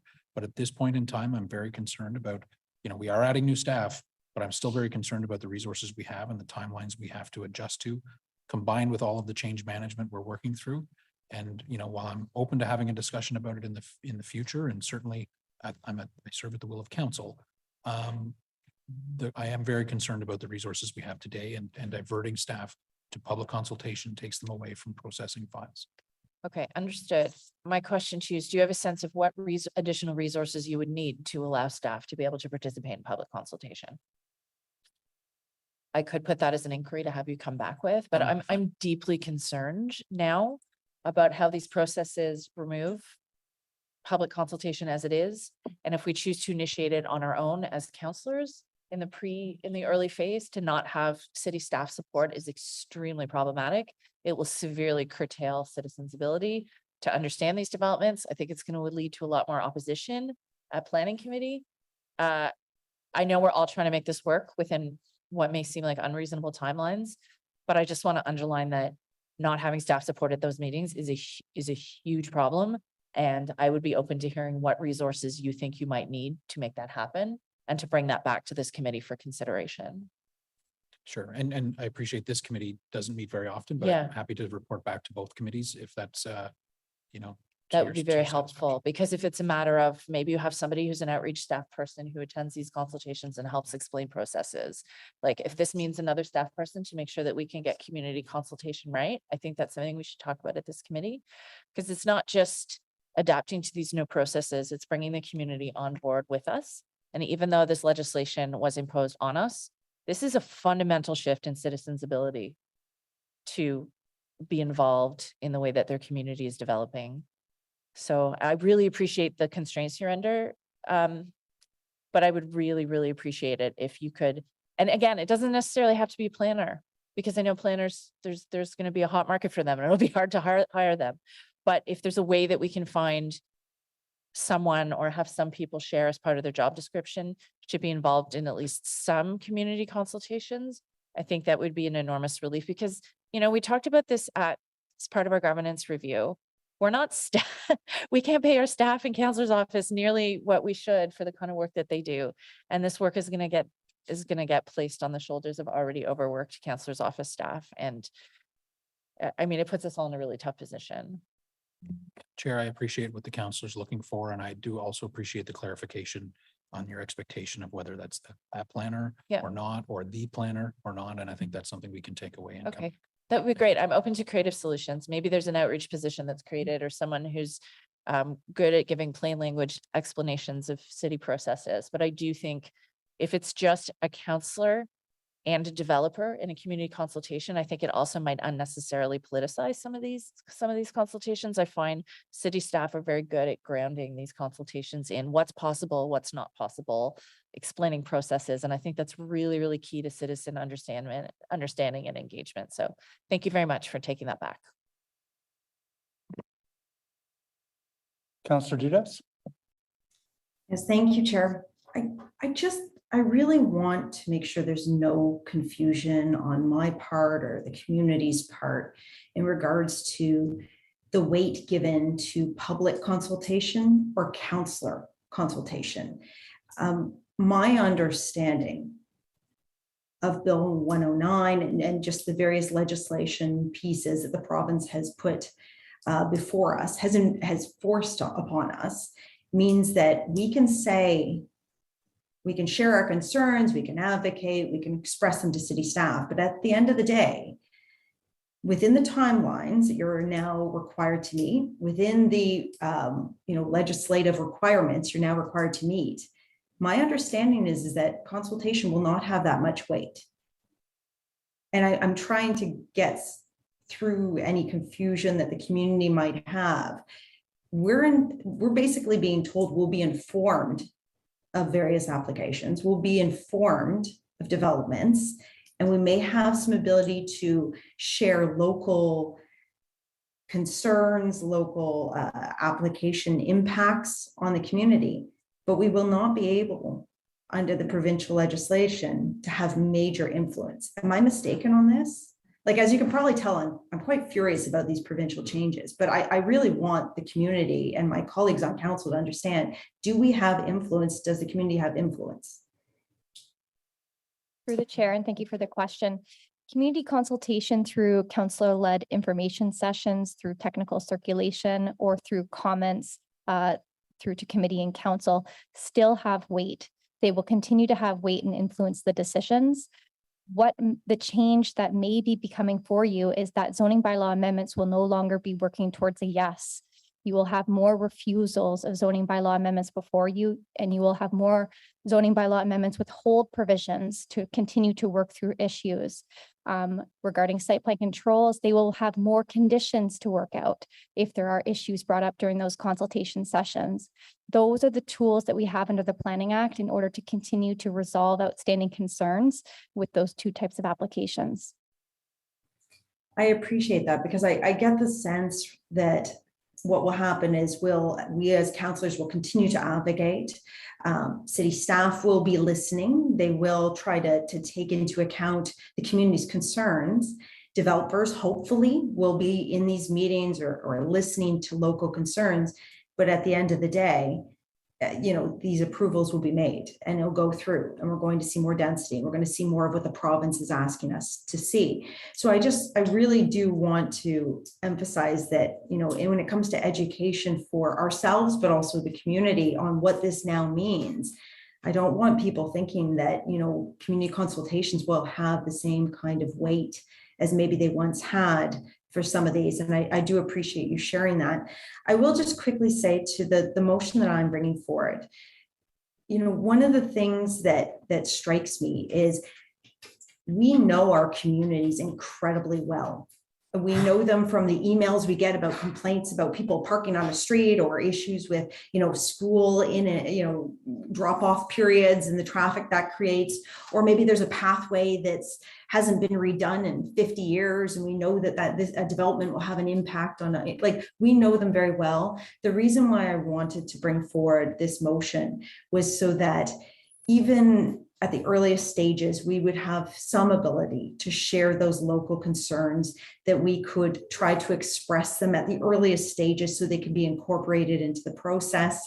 I don't know what that will look like, and I've asked staff to come back with what that might look like under the timeframe they're working with.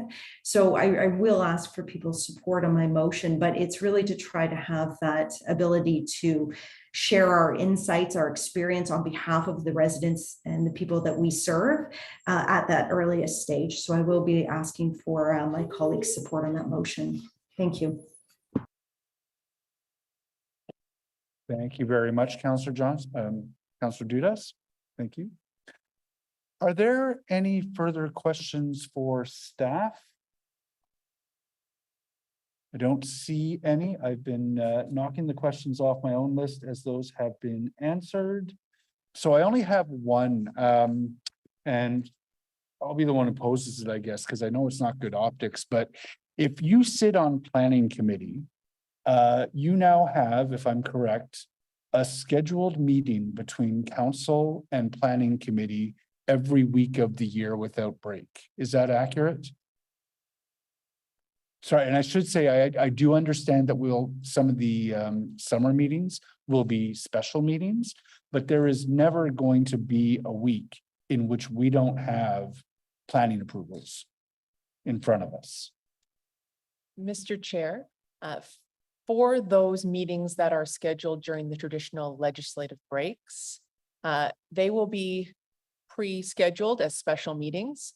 I understand from planning staff, we should know about 3 months in advance whether there will be applications targeting those meetings, and if there are not, those meetings would be canceled. So it would be up to every week, but Right. may not be required on occasion. I'm trying to think of a planning committee meeting in the 8 years I've been a city councillor in which there were no development applications, rezonings in front of us. And that's rhetorical, obviously. There are always zonings in front of planning committee every 2 weeks. So if it is perfectly possible that planning committee members will have no weeks without a scheduled meeting through the course of the year. I guess my ask of staff, given that, we have I'm looking around this table, there are a lot of counselors who have young kids who want to go on family vacations with those kids. They don't want to spend the several days leading up to the meeting reading planning reports. They don't necessarily want to be dealing with community associations on those last minute negotiations with the developer to try to get better development. They want to be able to spare the expense of summer camps. Like most parents, those 2 weeks of summer camp that you save when you get to go on break is a nice break on the family finances. For those counselors who want to go canoeing and actually be out of cell range for a week, this is going to be difficult. Are there ways in which we can try to be creative about those special meetings, making them special meetings with planning committee, agricultural and rural affairs committee, for example, ways to try to ensure quorum during particularly those that August meeting that traditionally gets canceled so that we can have a bit of a summer break?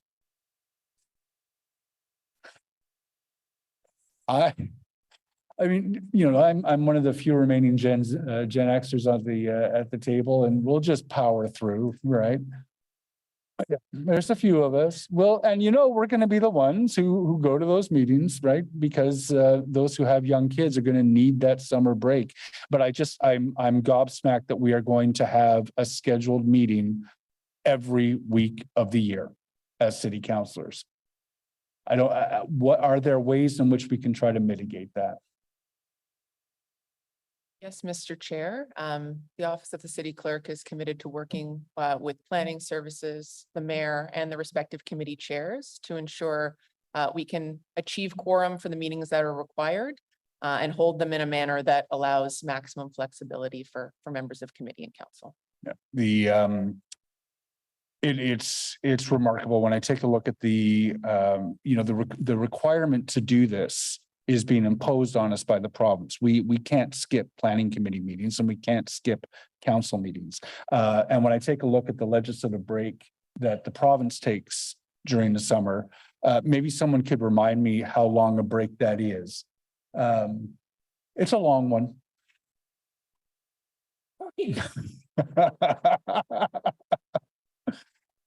So we'll, for members of the committee, my commitment is to try to find ways to mitigate the impacts that we can have a summer break, maybe a Christmas break, and maybe a March break. Just skip one meeting in each of those 3 months. All right, so colleagues, we have three reports in front of us, and a couple of those have got motions associated with them. Try to work through this fairly quickly. There is report 3.1, which is the Bill 109 implementation phase 2.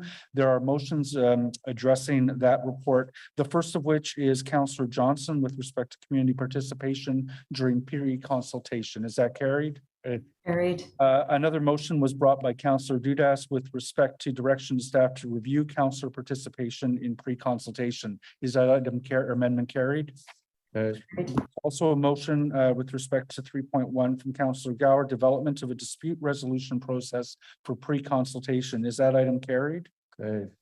And also with respect to item 3.1, Bill 109, from Councillor Giroux, Agriculture and Rural Affairs Committee consideration amend recommendation 8D. Is that item carried? Good. Is the report carried as amended? Good. On item 3.2, this is the provincial legislation resource impact report.